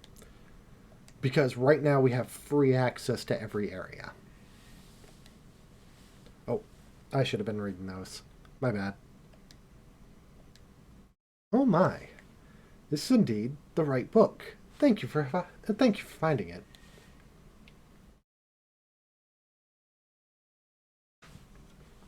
Haha, like there was ever any doubt. To be honest, I thought it was going to be a wild goose chase. I'm quite impressed that you actually managed to find it. Now I know that I can leave the rest of the work in your hands. Right, wait, what? What rest of the work? There's more? Traditionally, the researchers would hide 3 books. This leaves us with 2 still yet to be found. Did I not tell you? This is most definitely the first I've heard of it. How odd. But you're already aboard the ship, so to speak. So I hope I can count on your full support until the end. Okay, that was my imagination. Well, I guess so, but... You mean we have to deal with another unhinged person's idea of a game? Speaking of which, it's just like back in Rouen. No need to worry. The next book's hint has no words. Really? The proof is in the pudding, as the saying goes. See for yourself. I know where that is. We've actually already been there. You've got to be kidding me. No comments or anything.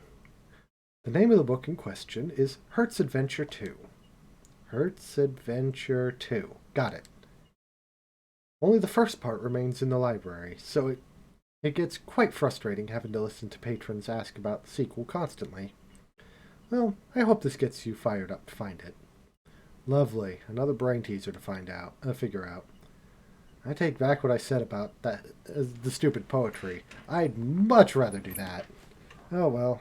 Either way, we'd still be stuck trying to puzzle it out. Well, best of luck. I'll be waiting here as always. We'll be off then. We'll be back with that book before you know it. So, if you guys remember, on Tratt's Plain Road, we encountered an area with a monster chest and a bunch of crop munchers, or grasshoppers. Either way, that's where we need to go. This one I actually remember off the top of my head. No, it was this way. That said, I still have a tendency to go the wrong way.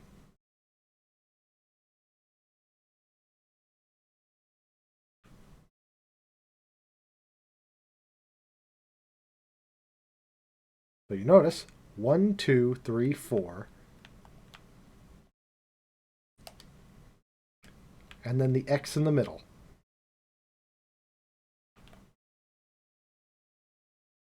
Hey, Shining Palm!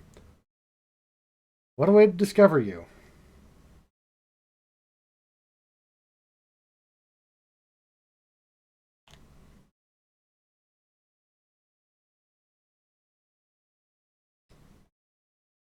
Well, we'll fight it once.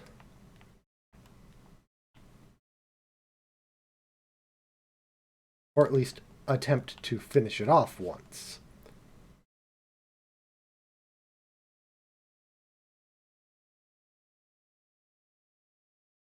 Meh. I don't care. That'll be an off-stream thing. Wish it wasn't quite as tedious to get to as it is, but that's okay.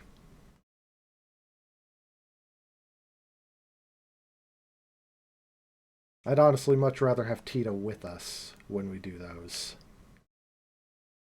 That way she's getting the experience as well. Oh, did you find the book by chance? Indeed we have. Again, please check it over, just to be certain. Yes, this is a genuine article. And that leaves us with just one left. I need a break. What kind of book are we chasing down this time, anyway? I'll spare you the teasing this time. The last one is entitled 31 Cypress Trees. And here's its card. It's got more of that unusual writing on it. Ah, you three. You 3-1 cypress trees, nestled atop of this grassy hill. Affiliations with the far-off FL lands draw nigh unto me like wine barrels, tumbling lightly down a soft incline as I drift into reverie, enveloped within the resonance of the tolling bell. Oh man, more of the gibberish. I'm actually starting to get used to these. Another riddle. Is this your specialty or something? Well, your task is the same as before. So, if I remember correctly, the 3F refers to the third floor.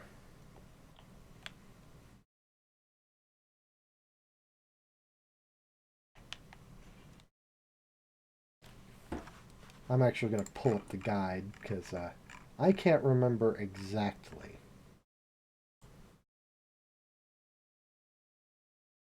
Oh, no, it is not here. Oh, boy. This one's annoying.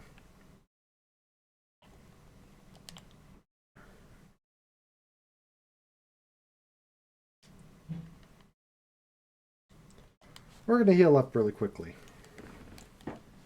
And we're not going to end off quite yet, because, honestly, I enjoy doing the longer streams for this game. Even if no one is here, it'll be a VOD.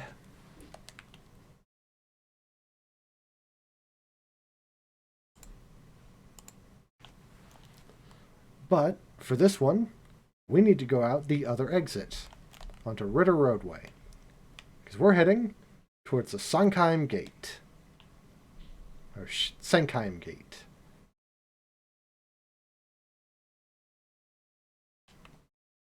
We don't want to go up the Soldat Army Road. You know, I didn't realize... Huh. Okay.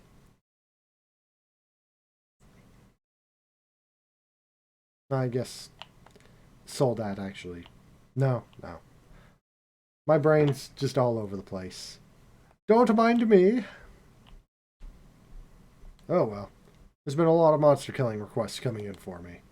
A lot of monsters I've never seen before. This can't be a good sign. So, we do want to go inside. And we're going to see if we can... Yes, Pato meat! I knew there would be something here.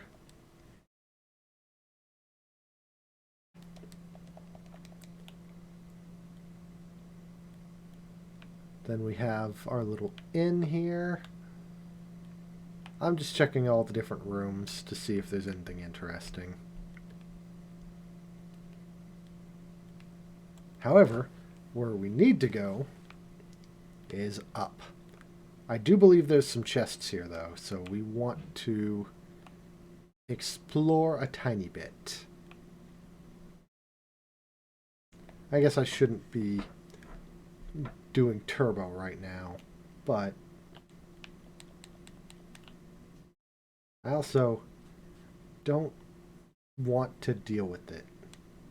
And look, a barrel on the 3rd floor. Woohoo! Found it! That's the last one. Now we can finally finish up our work for the librarian. You ain't kidding.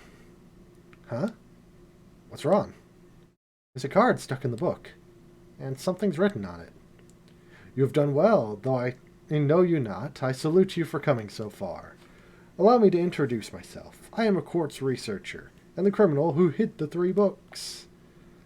I've used the riddles as a way to find someone intelligent to whom I can entrust my work. And you live up to my hopes and expectations remarkably. Consider the enclosed quartz your reward. Take care when examining it. Thank you for all your time. I truly hope my quartz will prove useful to you. P.S. If you have found this package by sheer chance, how embarrassing and lucky you! Please return it to the second floor archives of the Central Factory. That's it. So it was all one big practical joke. So it would seem. If you looked in the package... Oh, right. Let's see what we can see. Impede 3. Jackpot.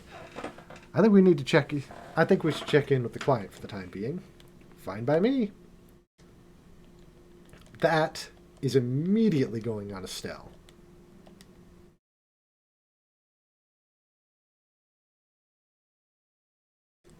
As much as we don't need so much wind. So let's see. Magic. Yeah, the most we need is 8. It doesn't hurt anything.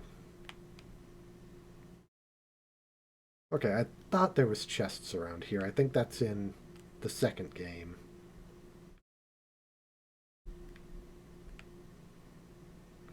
Because the third game doesn't take us here. The third game doesn't take us anywhere. Well, that's kind of a lie. Hey, look, rhino ciders.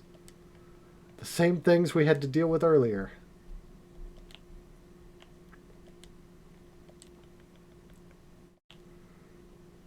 We're going to go straight up to them. Hey, we petrified one.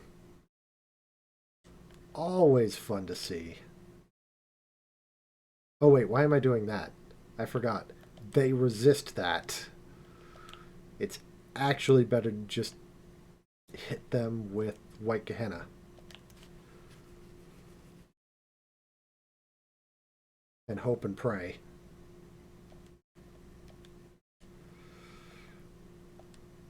Yeah, we're going to do this. We don't want them having a 50% attack boost. Especially since it would have gone on that one.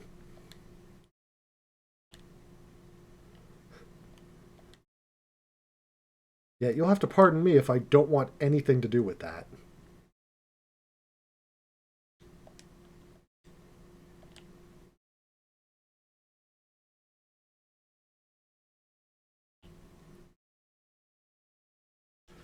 And right now I'm more or less just trying to take them down as fast as possible and using this Terra Bomb to not die. Oh, great. Do we have anything that cures faint? Yes, we do.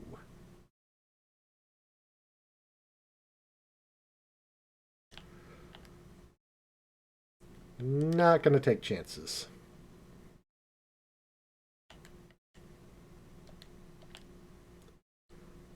We're just going to finish this guy off quick. I was going to say, but then I didn't do quite enough. Okay. All we were after was the curative horn.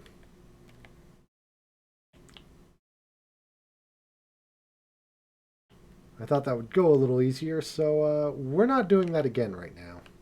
Oh, there's a chest here. Might help if I...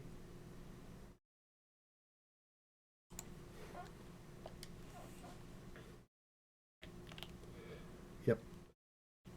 So even my guide tells me, yes, put it on Estelle because while Flicker makes good use of it, and so does Comet, Impede 3 plus Hurricane is amazing. Because, I'm not sure if it has... It does. Prevent enemy arts with a success of 80%.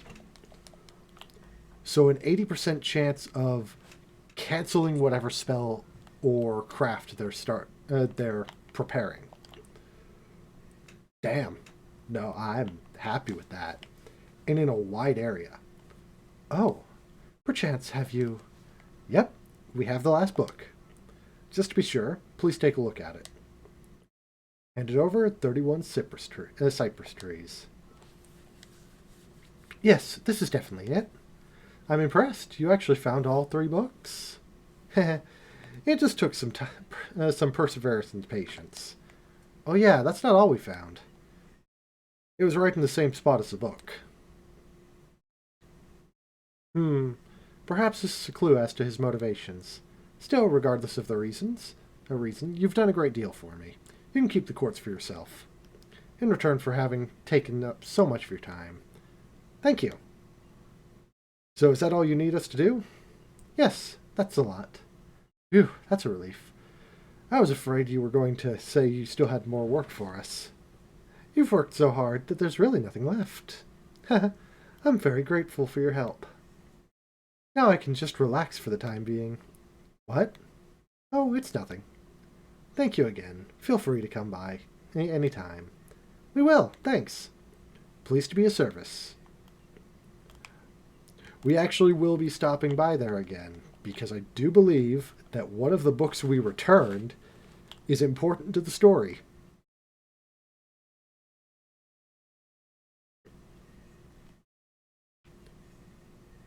So we're going to report these both in, or all 4 of them in.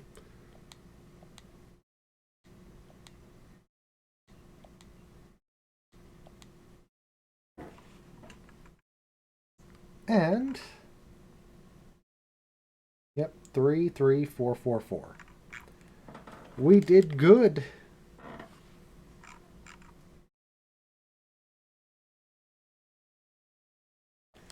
And now we're actually going to go and meet the factory chief. I'm thinking we'll go 3 hours today, so we'll get through one more hour of this. The door's locked. Okay. That's not where we need to go. Let's try the 5th floor. Oh, this leads us outside. Central Factory Operations. Here we go. We know exactly who it is because Tita's here too. Let's see. A problem with the mode changeover means that something's probably wrong with the memory. Have you run a full diagnostic on the memory core yet? Oh, nope. That's Supervisor Travis. Currently, the orbital calculator is in poor condition. We can't seem to repair it no matter what we try. It seems to act up when we switch modes. Do you have any idea as to share with us? Okay, let's try the 4th floor.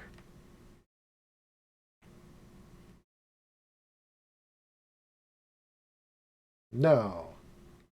3rd floor. Design room, workshop.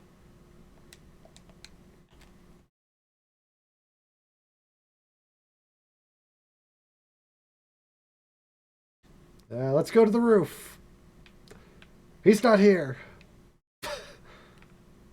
I guess that should have been expected. Let's ask at the front desk. Oh, you were the ones with Tita before, no? Welcome to the Central Factory. Can I help you? We are from the Bracer Guild. We'd like to meet with the factory head, if we may.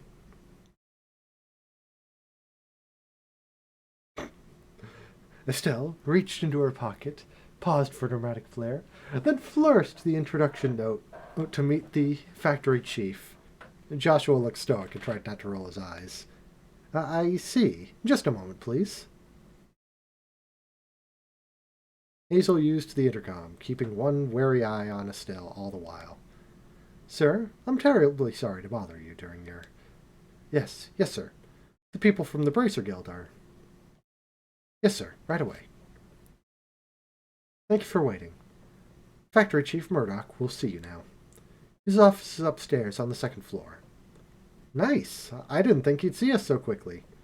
Let's not keep him waiting.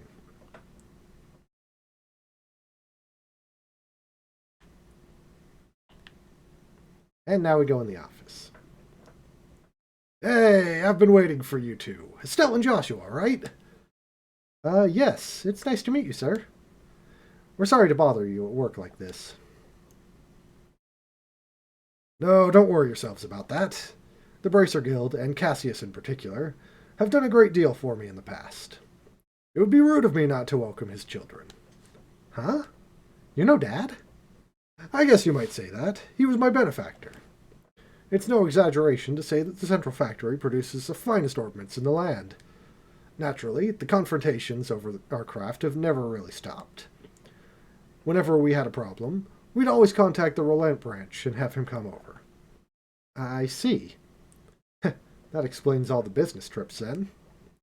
And now my benefactor's kids come to visit me themselves. So what can I do for you? I'm happy to help.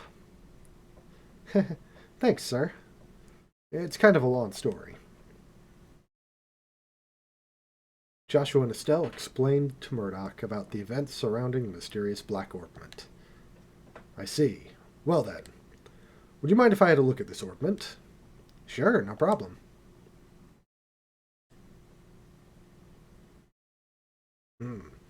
Now this certainly is an oddity. It's obviously made from modern materials, but the caliber isn't described anywhere. Caliber?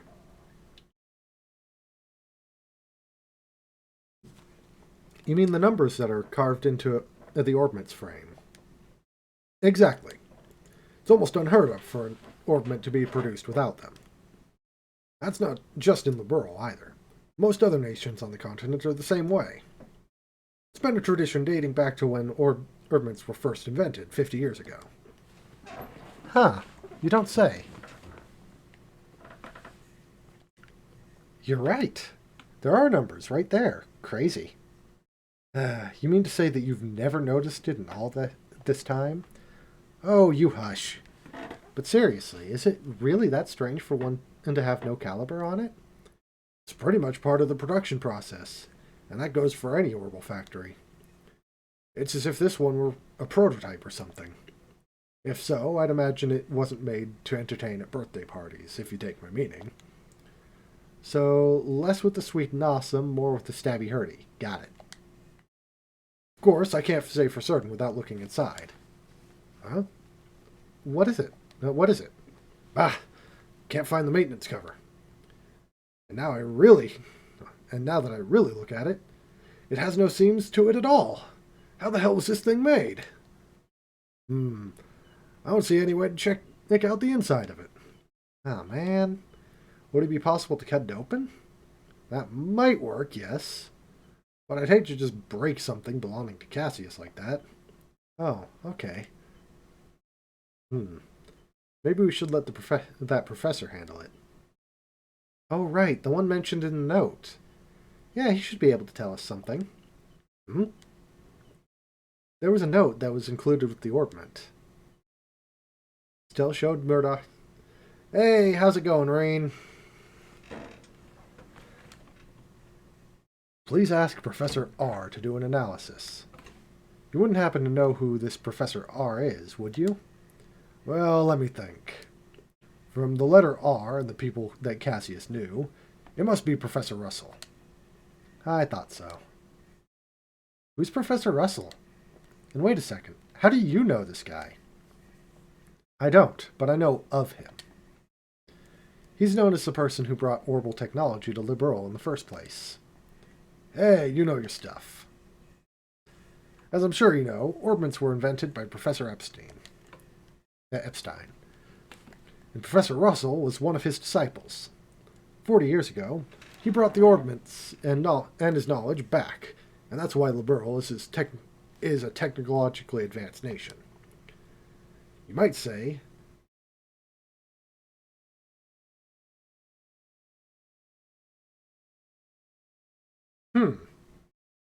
really?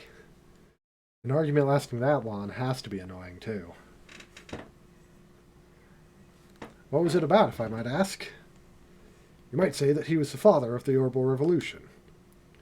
Wow, now that is impressive. Man, I had no idea that Dad knew anyone like that. Even so, it worries me a little that you'll be letting the old handle this ornament. We have no idea what it is, really. Huh? Well, how to put it? For good or ill, He's a certified genius. When he gets an idea for a new invention in his head, there's no telling what he'll do. Much like the time when he was developing the first orbital airship. What's with the far-off look? I guess that a lot's happened. Sorry. I'm sure he'll be able to figure this thing out. Go find him and ask him about it. It can't hurt. Thanks, Chief. Where should we go to find him? Hold on a moment. Murdoch hit the switch on the intercom. Testing, testing. Ah, good. Actually, I've been looking for you. Sorry to bother you, but can you come here? All right, I'll be waiting. What? Did you just call the professor or something? Oh, no. He actually has a private workshop in town. He has all the latest technology at his disposal, so I know he can figure out something about that thing. Wow, he must really be a genius. Wait, then who did you call? His granddaughter. She works here at the factory. I'm sure the child will be happy to show you the way. The child? Excuse me. What? You. Oh, Estelle and Joshua? You mean that you know each other? Yeah, we only just met a little while ago, though. So then, I guess that she's the professor's granddaughter? Exactly. Tita? I've been talking with Estelle and Joshua here. I'd like for you to show them the way to your house. See Grandpa? Okay, I will. I appreciate it. Ah, yes. If you learn anything new, I'd love it if you came back and told me. As an engineer, I'm extremely curious to know more about this. Sure thing. If you'll excuse us, then. Hey, I didn't think you'd be coming.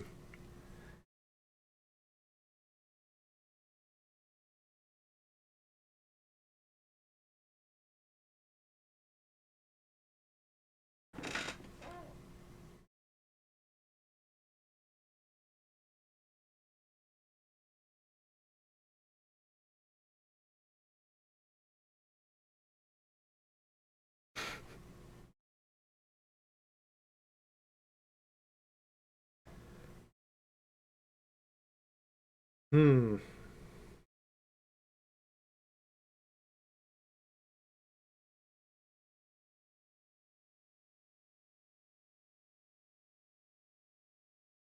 Sorry, reading at you. I personally also like Laura, but I don't know. I know everyone has their characters that they like and dislike. I have plenty that I do.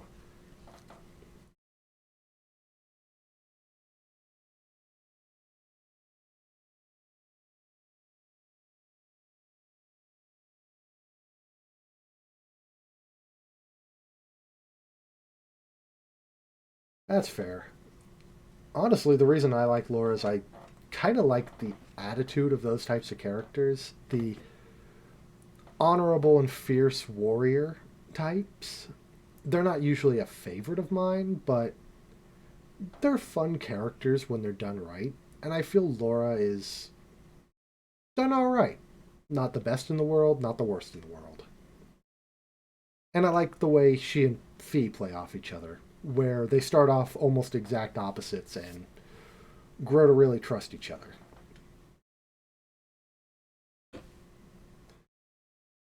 I I don't know. I can't separate any of Class 7.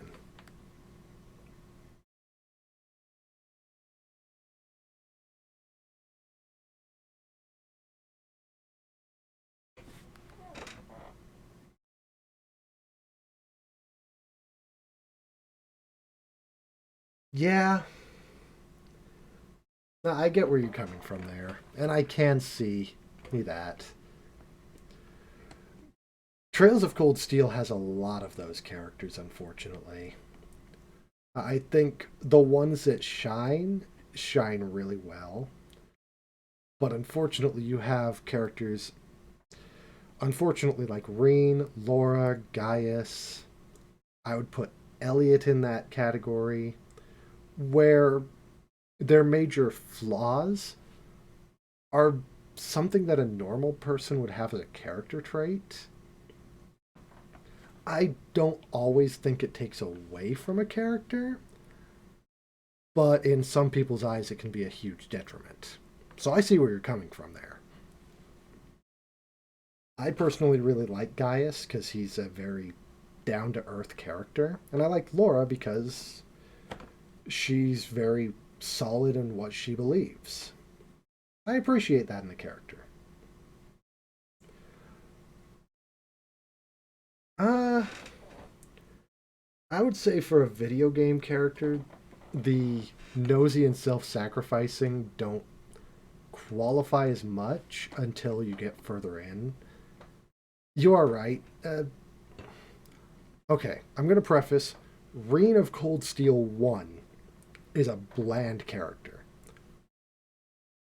He grows. He grows a lot. I love Reign by Cold Steel 3. I think him as an instructor worked so much better. Because him as a student, I think I said in an earlier one, he feels like he's trying to be a bracer, but he's not. And a lot of that comes down to he's following everyone else's coattails. He's instructed to help out, so he helps out Toa and Sarah quite a lot to the point of absurdity, and they say so as well. And yeah, he doesn't really have any self value until later in, but it's everyone else that gives him something. I don't know. I don't know if I'm describing my take on it very well. I don't mind any character in the series. I don't think there's been a bad character.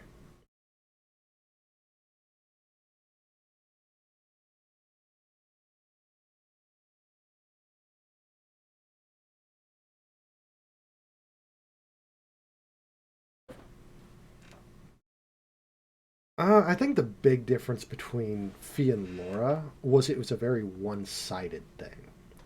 Fee didn't give a shit. Fee really couldn't give a shit about it. The only reason she was antagonistic was because Laura was antagonistic. And Laura was antagonistic because she felt the profession that Fee used to have was dishonorable. Compared to Eustace and Machias, which is a very caste centric argument, yeah, it feels a lot weaker. And yeah, I do agree. It really only showed up to explore more of Fee. Less about Laura and more about Fee. I don't personally mind that because Fee's probably my favorite member of Class 7. But I admit to my bias. Anyway, I'm going to continue here. I get distracted so easily. It's no wonder you're so comfortable with ornaments. Oh, come on. I'm just studying under my grandpa. Oh, by the way, do you bracers have business with my grandpa? Well, sort of. The situation is kind of complicated. We can explain everything once we see your grandfather. Oh, okay. My house is in the southwest corner of town. Get off the escalator and go straight until you reach the south entrance. Then turn to the west, and there it is. Got it. Let's get moving.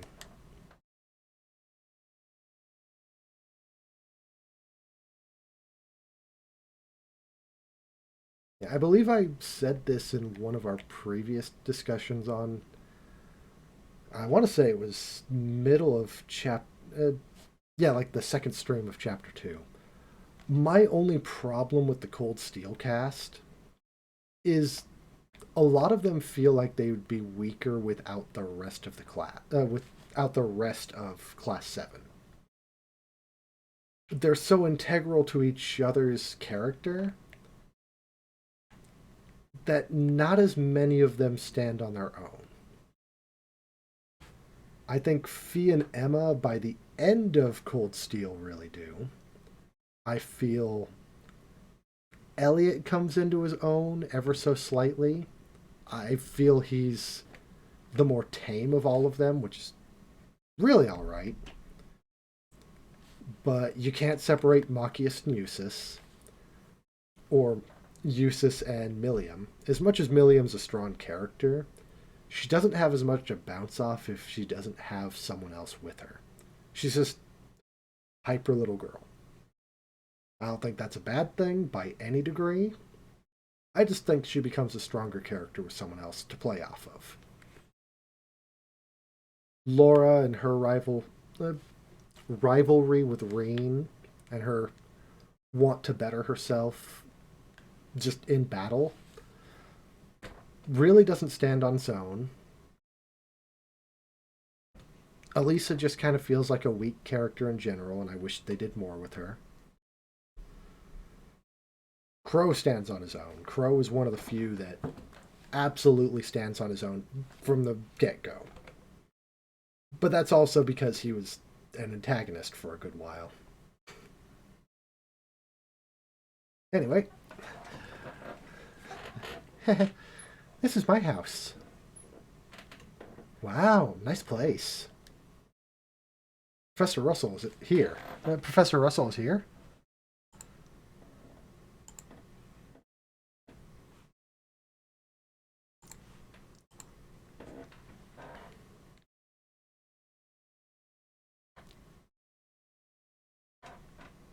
Fair. I think I take the one-sided kind of, again, quote-unquote rivalry of both of them trying to be excellent swordsmen, and Laura kind of getting peeved about his insecurities, which, meh.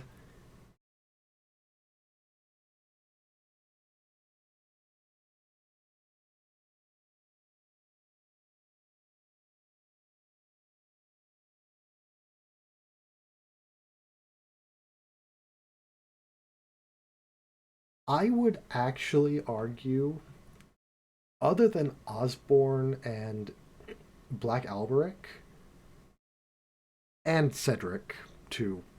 Well, no, I can't even say that. Osborne and his group, Black Alberic, and just as a separate note, even though he's tied in with Osborne, Cedric, they are the only true antagonists.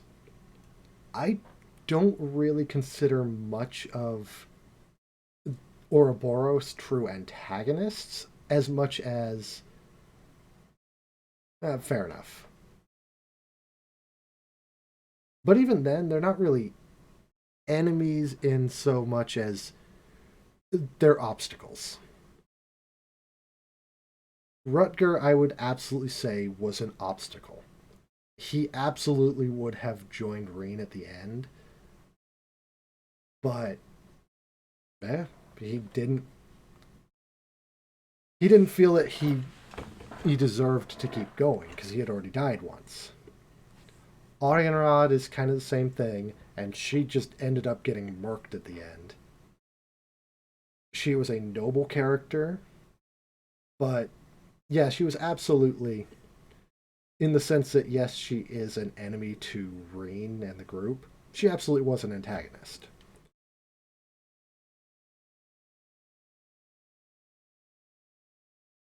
Oh yeah, absolutely. But I think that comes more down to she felt that she was the only one capable. And then when Rain in the group in class 7 defeated her, she saw another path and almost took it.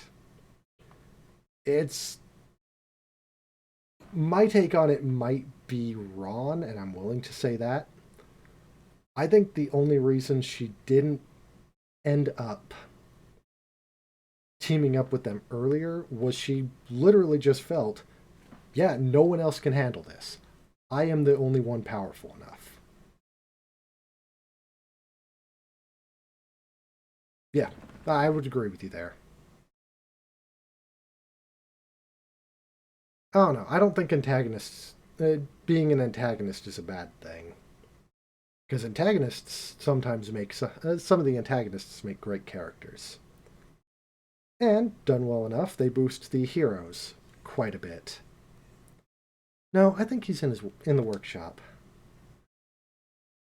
Through this door. We should go in. We should go and say hi then. All right. I'm gonna drop a save, and we're going to meet Professor Russell. There he is. I'm home, Grandpa. Okay, maybe this way.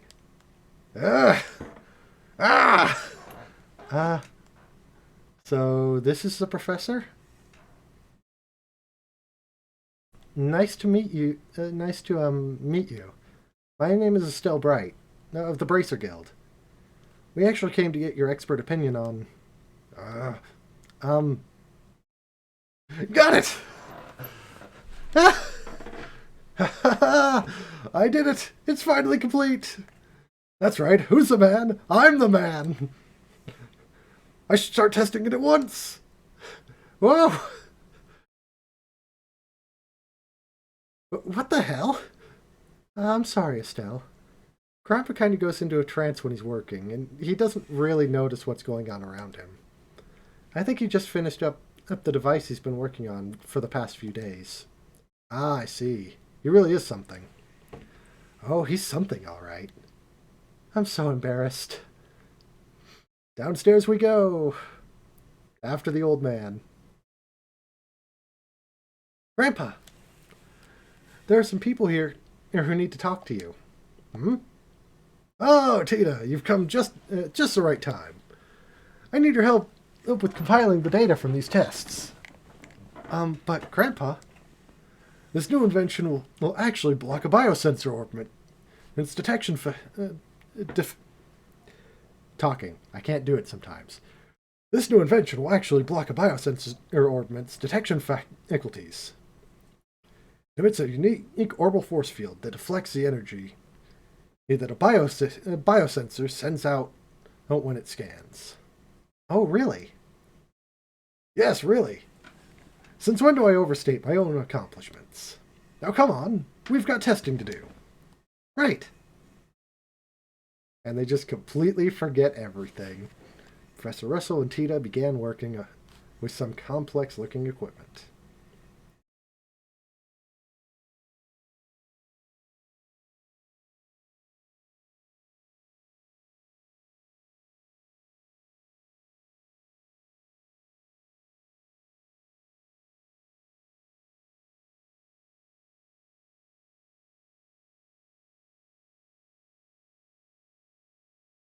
Actually, I think that's a really good comparison between Class 7 and Rod. I don't get why that would be seen as insulting. Because that's that's a really iconic duo. I don't know, that just seems like a weird thing to get offended by.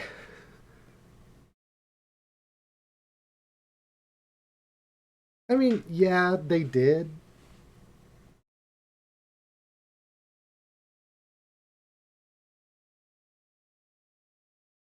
No, it absolutely does. That is the reasoning being so different between two different characters is kind of a staple in a lot of storytelling. You have a lot of stories where, hey, these two people are after the same thing. One is doing it without sacrifice, one is just plowing through everyone. Which is the good guy, which is the bad guy? Usually that's pretty clear cut, but neither of them are wrong in what they're trying to do. Just the means and the idea behind it. Again, I don't think that it's a bad comparison at all. Professor X and Magneto to Class 7 and Rod. But yeah, they should have done more with the connection to Laura. I think the only reason they didn't was there was already so much going on. And I think part of that's just Cold Steel had too big a cast to do everything that they wanted. I would bet you that there is so much cut story content involving, say, Alicia and Black Alberic or Aryan Rod and Laura simply because they couldn't make it fit properly without taking away something else. And there was already so much with all of the other characters that they had to sacrifice something. I'm not saying that is fact, obviously.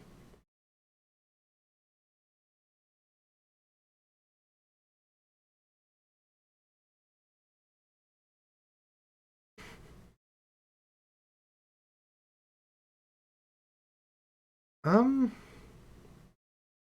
I would almost disagree with that they shouldn't have put Laura in for that chapter. My only reason being, I feel if they bring Laura back, that is going to be the reason she grows. I think they didn't do enough beforehand for it to be impactful. I do agree with you there completely. But I do think that Laura being there might have some payoff in the far future.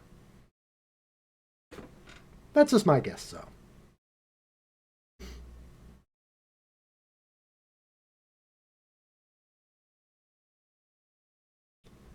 And Falcom does like to do that, where some things have payoff way down the line.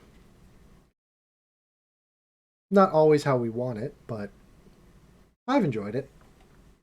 I enjoy this ever connecting story that they have with the Trail series. Hey now. Never mind, Estelle. I think we should just let them be for a little while. Hey! Hey! You with the black hair! Who, me? Who else?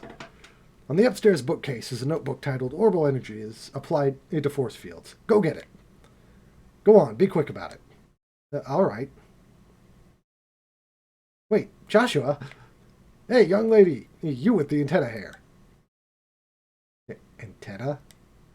Oh, no, you didn't. Quit farting around and make some coffee. Why should I have to make you coffee? I take it black, by the way. I want it clear as mud. You're not hearing a word I say. Fine, whatever.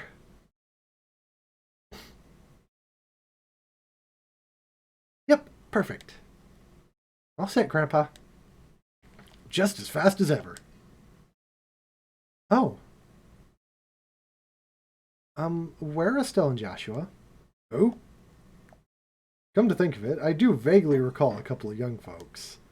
Murdoch sent them along sent along some fresh faces then, I presume. Grandpa.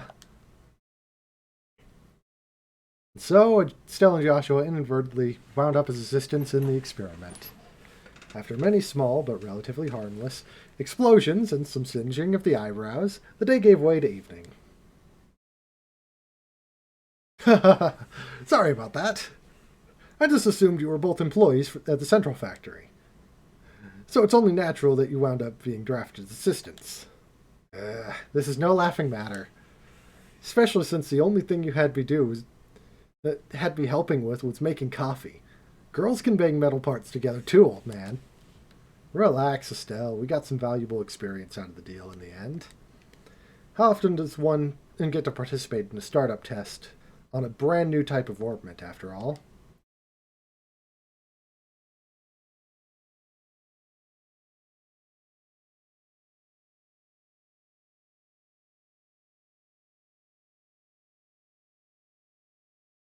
Yeah,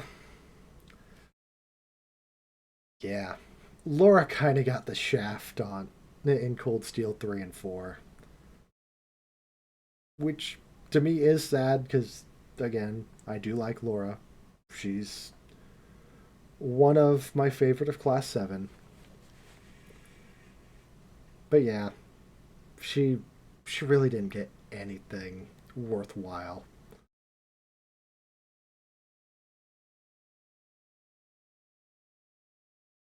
Oh yeah, no, Jubilee absolutely did not get over it. Just I think because she was so focused on other things, it just never came up. There were more pressing matters. Well now, you're a bright lad then, and aren't you? Want to give up this bracer nonsense and start up in the field of orbital engineering? Grandpa, I'm really sorry, guys. I guess I got caught up in the moment too. You don't need to apologize, sweetie. But I thought the father of the orbital revolution was going to be some really amazing man. Not some old fart with attention deficit issues. Please, you're too kind. Moving on, so I'm being paid a visit by the children of Cassius.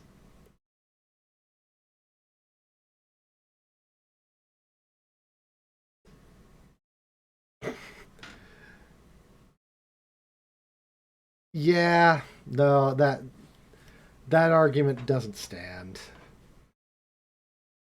Obviously, if you enjoy a character, there's nothing wrong with enjoying the character, but don't pretend that they were something bigger than they were.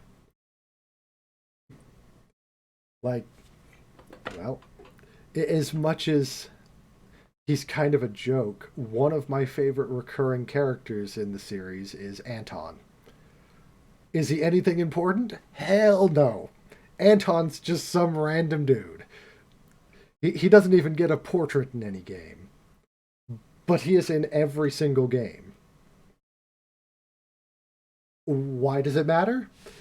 It doesn't. He's comic relief. Doesn't mean I can't enjoy him. But I'll also freely admit, if they took him out, there wouldn't really be much missing.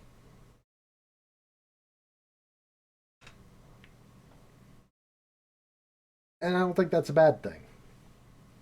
It's the same way with a lot of characters in a lot of series. Just because they're there doesn't mean you need to make up a reason for them to be more important than they are. Enjoy what you got and move on. Everyone will have their favorites. And no one's really wrong with who their favorite is. That's just how it goes.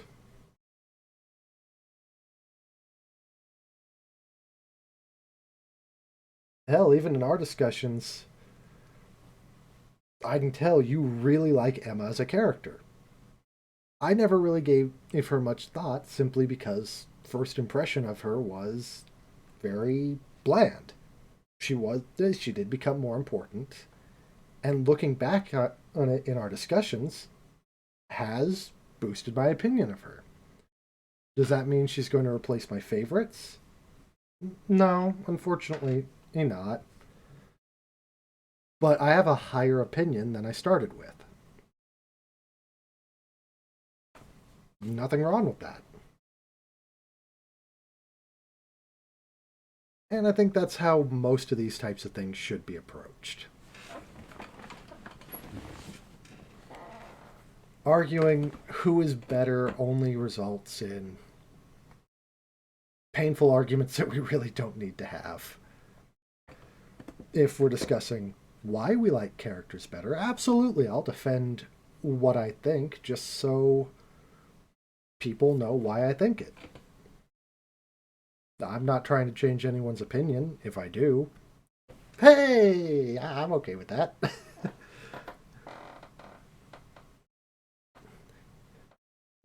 anyway, I'm going to continue. That's quite the surprise.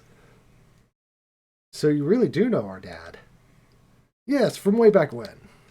I've known him since his army days, some 20 years ago. 20 years or so. I've met him too. He had a really nice mustache, right? Well, I don't know if I'd call it nice so much as suspicious looking. But if he's known Dad for that long, it looks like think we'll be safe in trusting you-know-what with Professor Russell after all. Yes, I have to agree. Hmm? What are you talking about? And what is it that you wanted my help with? Well...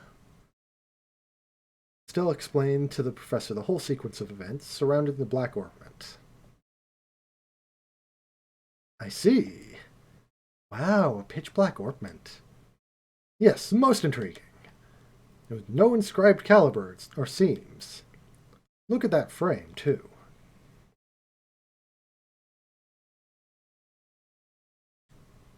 Wait, what are you doing? Special alloy cut. It's a special alloy steel cutter. Just as I thought. Here, take a look.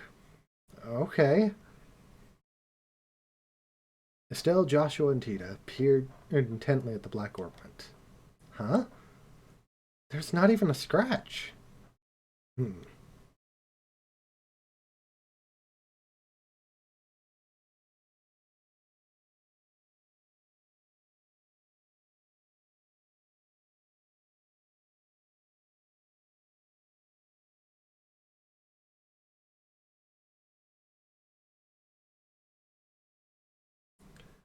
I would say that early Emma kind of was.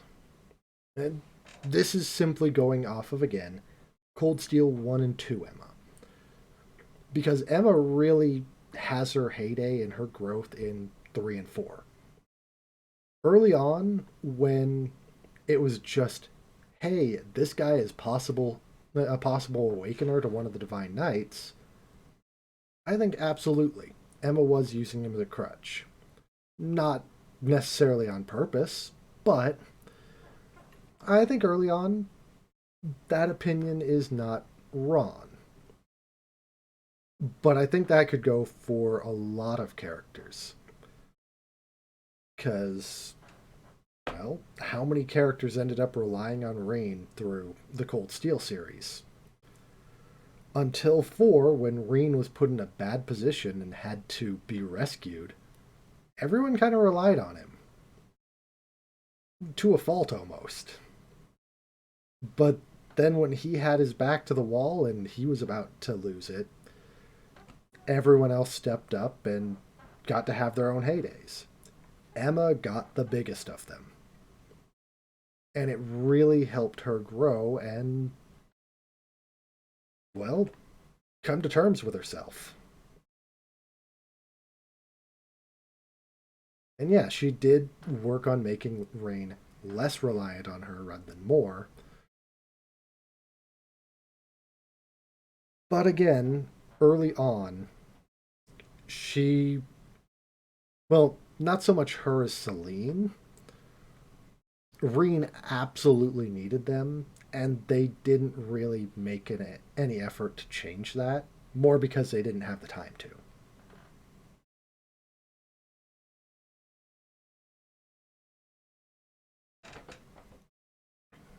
Yeah, you can't just have that type of opinion and not interact first with the character.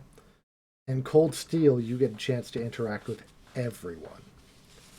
I I don't think that's a valid reason to take away from a character.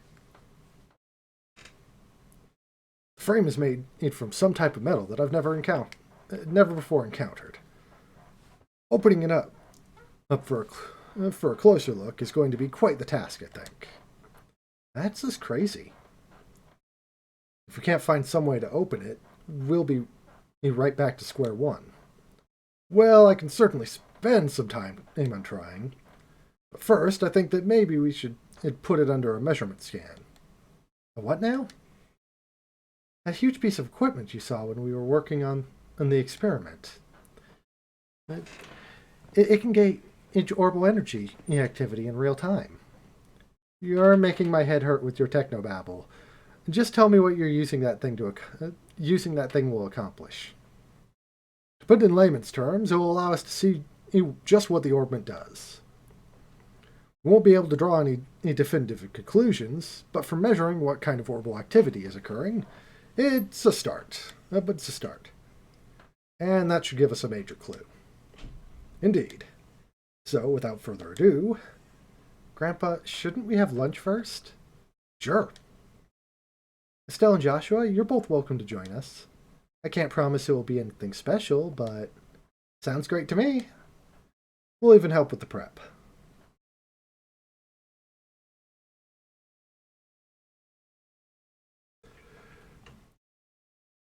No. There are so many characters that they make jokes like that about, even within those scenes. And it's usually when she's interacting with, again, well, Fee, Milliam, Rain, and Ash. But that's more because Ash starts off as a complete ass. Granted, he's not a bad character even then, but yeah, he's absolutely an ass. But yeah, no.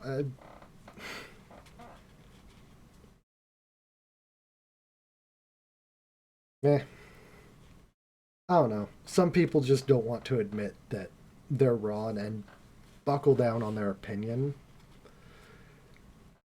He probably didn't actually have quite as strong of an opinion. He just wanted to piss you off, is what it sounds like.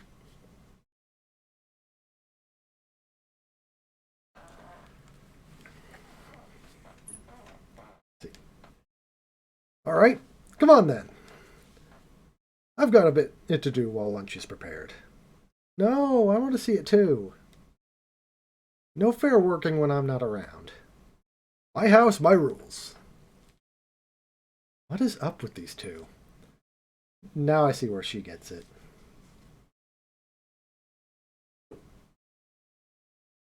Ahem. Now, if everyone is ready, let's get this started. Estelle, if you'll put the ornament on the stand. Okay. Like this? Yes, thank you. Are you ready, Tia? All right, all set. Good. Now commencing orbital force measurement test on the Black Ornament. Black Ornament. So that's what its official name is. So that's going to be the official name after all. But using it officially is so boring and simple. Why not call it something cool like Dark Thingy of Impending Doom? No. Simple is best. Anything longer than Black Ornament would just be annoying to say. Ah, look at her. She's all anxious to start. Oh, all right. Let's begin. Peter, if you'll activate the scanner, please. Okay. Output set at 45. Putting all measurement equipment on standby. Roger. Done. All measuring equipment is calibrated. Okay. From here on out is the real deal. Since no direct input or output was detected, all we can do is measure how the central crystal circuit responds. Now, let's see how much this contraption is really worth. You're sure in a good mood. And click. Neat. It's all glowing and stuff. I get it. It's putting a major strain on the crystal circuit. There. Tita, any readings? Yes. But they're kind of weird. The tachometer needle's shaking like crazy. Ah! Now it's spinning around the dial. What?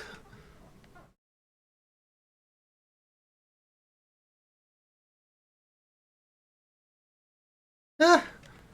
What's going on here? Joshua! It's the same black light as from before. What?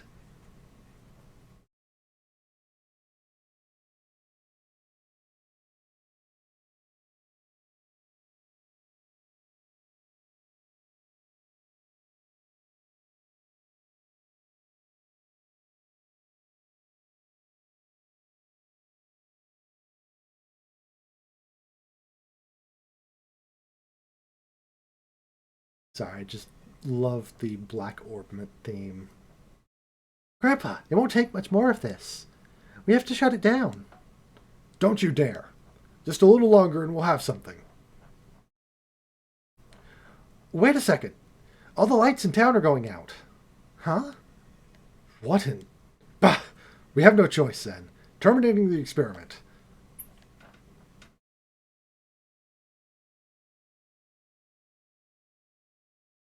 Oh, they're back on. Phew.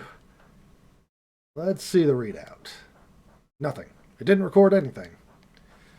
And the only thing that it kept working was the scanner on which the black orbit sat. But even that, well, as for everything else, good. It looks like the experiment's finished. How's it outside? Fine. All the lights are back, like nothing happened. There's still a lot of people panicking, though. Okay. Just what the hell was all that? That was what I would dub the orbital shutdown phenomenon. The what down? You mean how everything inside all the orbit just stopped working at once?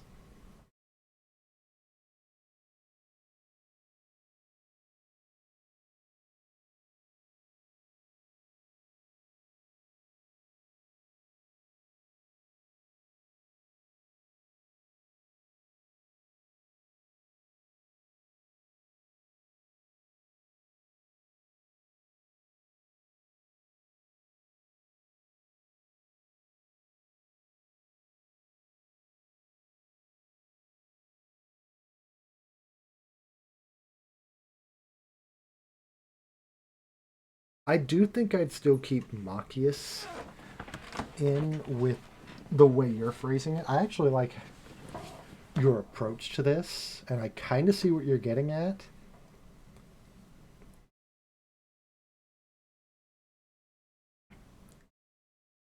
I think if Laura had more character to her, again, if she was more, that might. Yeah. Machias and Eustace, I don't think you can truly separate them. Their clash because of the caste system is important to the theme of Cold Steel. I think taking away that rivalry takes away the impact of the Civil War because it's hinted at very early and you kind of see it build up. And it also strengthens Eustace's character that he accepts Machias later on, even if it's begrudgingly. I think taking away Machias, even if you don't like him, takes away too much from Eustace. I think had honestly, I think the way to make Laura more important would have been to make her father a teacher, a divine blade and temporary teacher, rather than just a character you meet every once in a while. Have him be more important to Class 7 outside of those few meetings every so often.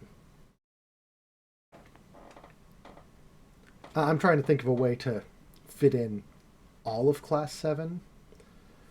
Because again, I don't think any of them are bad. I think a lot of them weren't as important as they should have been, or could have been. And then Elliot was just kind of there. I don't think Elliot should disappear because he brings a little normality to Class 7, but him disappearing doesn't take much away. Let's see, I'm trying to think of a way to put that. The stuff with Elise and Patrick, I absolutely agree with, though. I did not like that they did that. And I think that's part of why I didn't like Rain at first, because I don't know, it felt like they pushed the relationship side of things way too much. And including Elise in that made it very weird.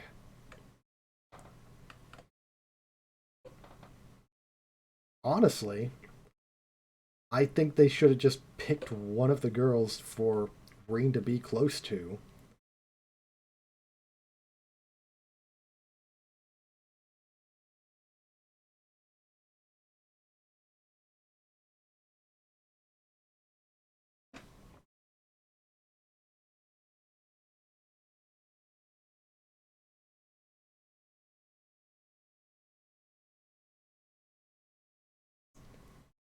Uh, I don't think I don't think another eight leaves user would be a good idea. We have so few of them for a reason. Because the whole lore behind that, as explained by Rain several times, Cafe, no, is that his name? I might have his name completely. The master of the Eight Leaves, One Blade school picks his disciples very particularly. We have only seen. Oh, I think Annalise coming back would be awesome. I love Annalise. But she's also very much a Liberalian. A liber. You know what I'm saying. She is a bracer of Liberal.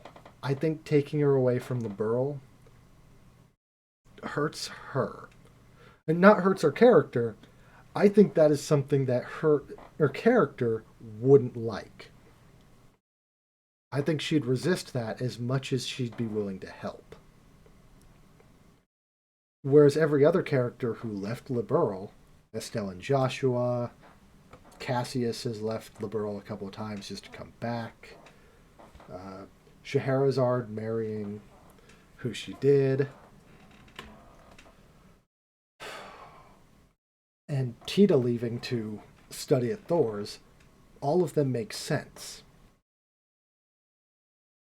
Annalise seems to be happy where she is, and I don't think taking her away from that makes sense.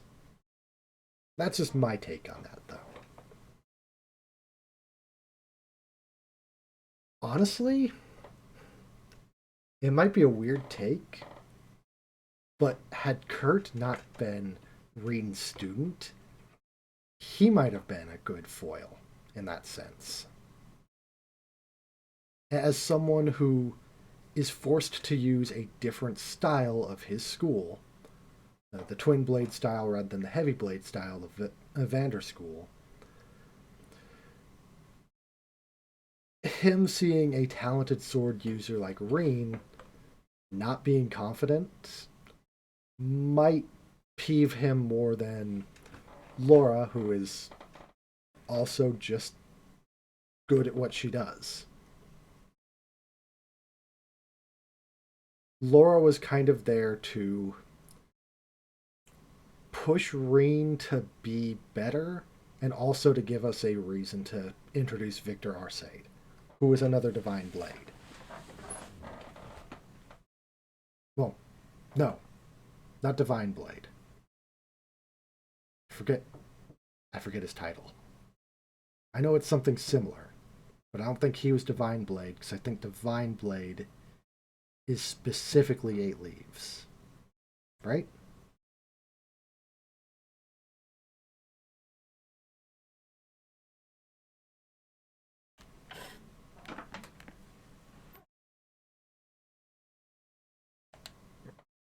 So the Black Orbment did this?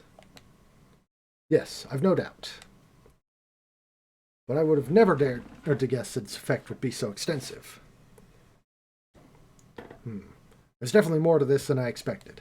Interesting. Most interesting indeed.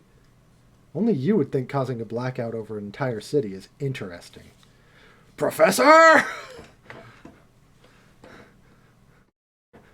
Ah, Murdoch! Just the man I wanted to see.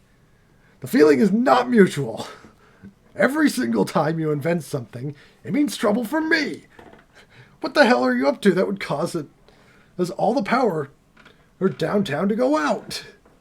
How rude. It's not even my fault this time. See that? See that there? That's a Black Orbment, and it caused this. Is that the... Okay, I get it. If that's the root of this, then it's a genuine extenuating circumstances.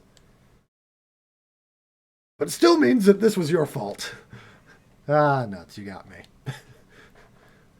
That's it? They're just okay again? Are they always like this? This is so embarrassing.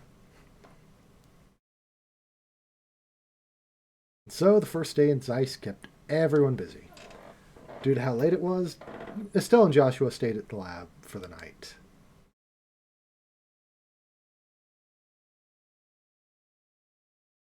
I'm probably going to start winding this down once we gain control again. And we can discuss things for a couple more minutes if you so desire, Reen.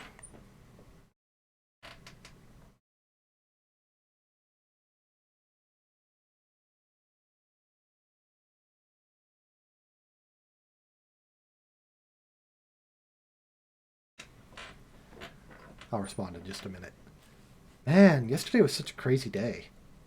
I was surprised enough at the town. No, I was surprised enough at the town, but I wasn't expecting to deal with anything like that. No kidding. Back on the subject of the Black Ornament. It's much more powerful than I'd ever or imagined possible. Yeah. What's the prof going to do now that his equipment's gone all kerfluffy or kerflooey?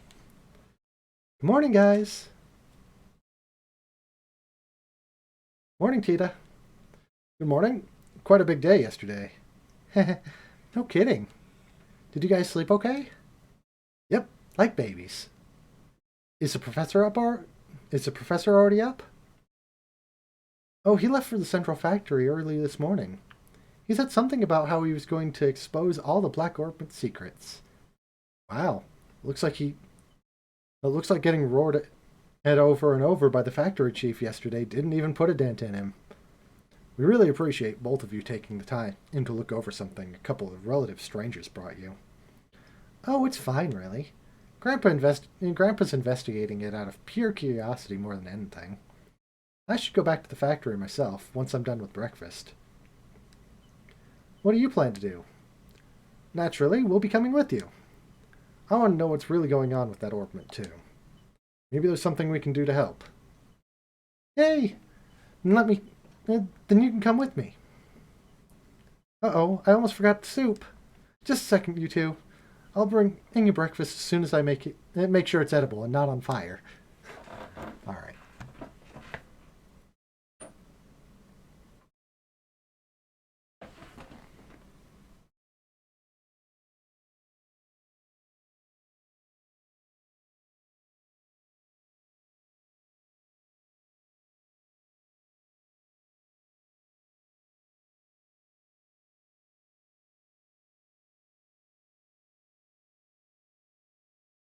I kind of like that take on it. I don't mind what Falcom did. As much as I have said I don't care for Rain, I don't mind how they went about him.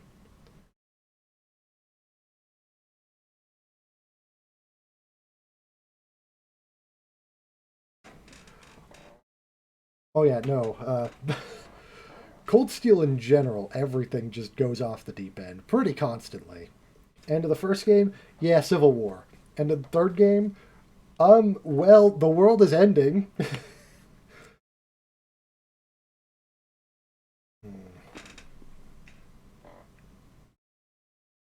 Yeah, I think having Marine be a little more something. I think edgy might be a good way to go about it just because his past. But I think it would have brought his character out more to begin with. It doesn't have to be much, it can just be something tiny. Like you said, him being a little more maybe snappy because he doesn't sleep well, because he's constantly fearing his own powers, or blaming himself and having nightmares, but still doing his best at everything he does. That would make him feel good from the get go.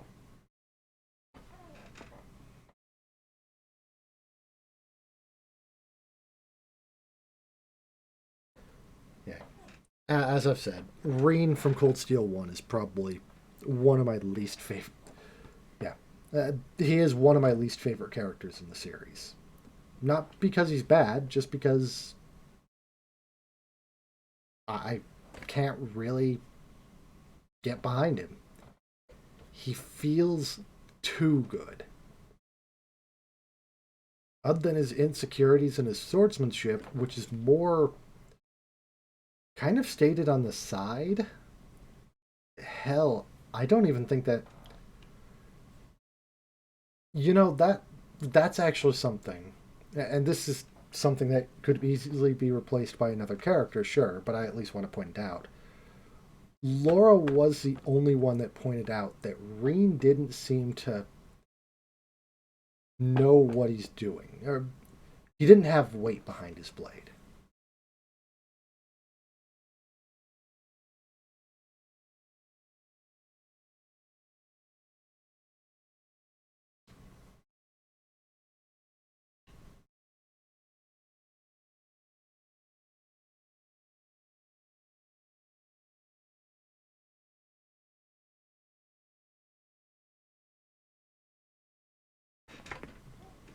Hmm.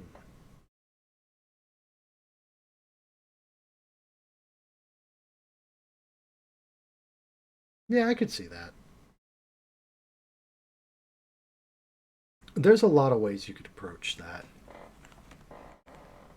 I don't necessarily think Falcom took the best one, but hindsight's 2020, and we don't talk about 2020. I guess that's what the smell is. But man, what a cutie! I wish we could take her back with us to Relent. She could be like a pet, cheering us up whenever we're feeling down.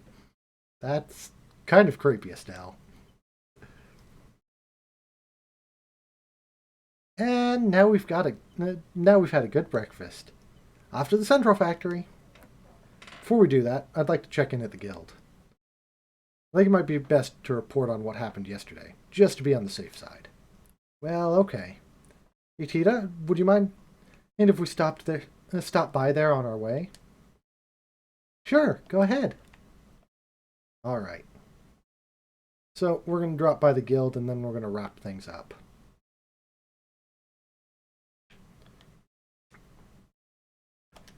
Yeah, this will be the last little bit we do. Good morning. That was some day yesterday, wasn't it? When you're ready, we'd like your full report on it. Business as usual, Kilika. I've heard the basics from the factory chief already, but I'd like to expand that account with some first-hand details. Well, Joshua explained the details of the orbal blackout. I see. So the orbment that was sent to Cassius in secret was in fact something dangerous. The Guild is very interested in these developments. We need to continue working with Professor Russell for the present. We thought you'd say that. When we have more information, we'll contact you immediately. So with that, I think we're going to call it for the day. We made some good progress. Mostly going around doing the librarian quest, but hey, that's still something we had to do. So,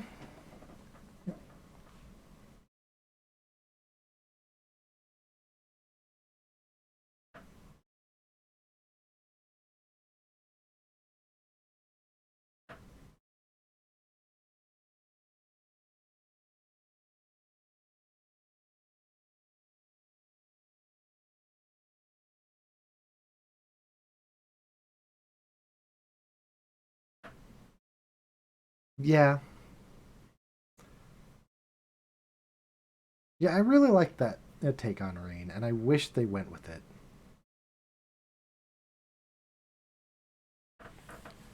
Because it would have added more to him.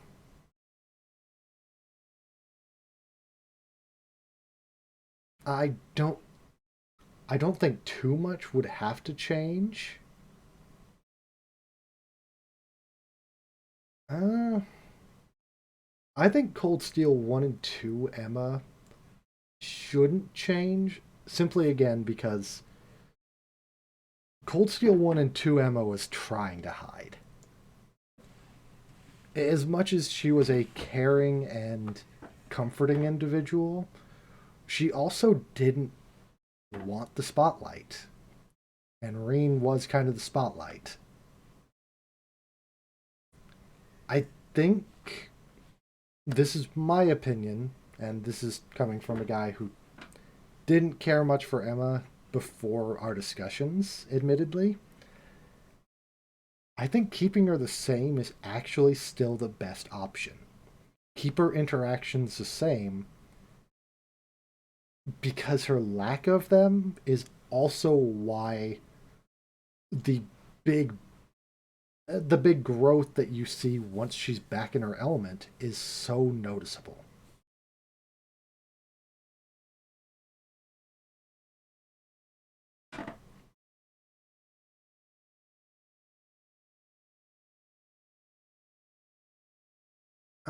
I don't know if I agree with that part, but that's just me. I Again, I like your take on it. And I can tell you like that pairing. So, you know what? More power to you there. I don't know how I personally feel on it, but that's really just more because I don't know how I feel about Reen as a character in general. And I would have to see that version in order to form an opinion outside of, yeah, that might work.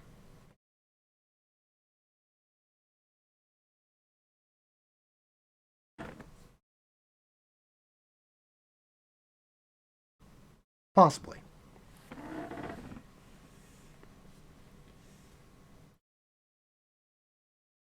Either way, I have enjoyed our discussions, but I am going to end it off here.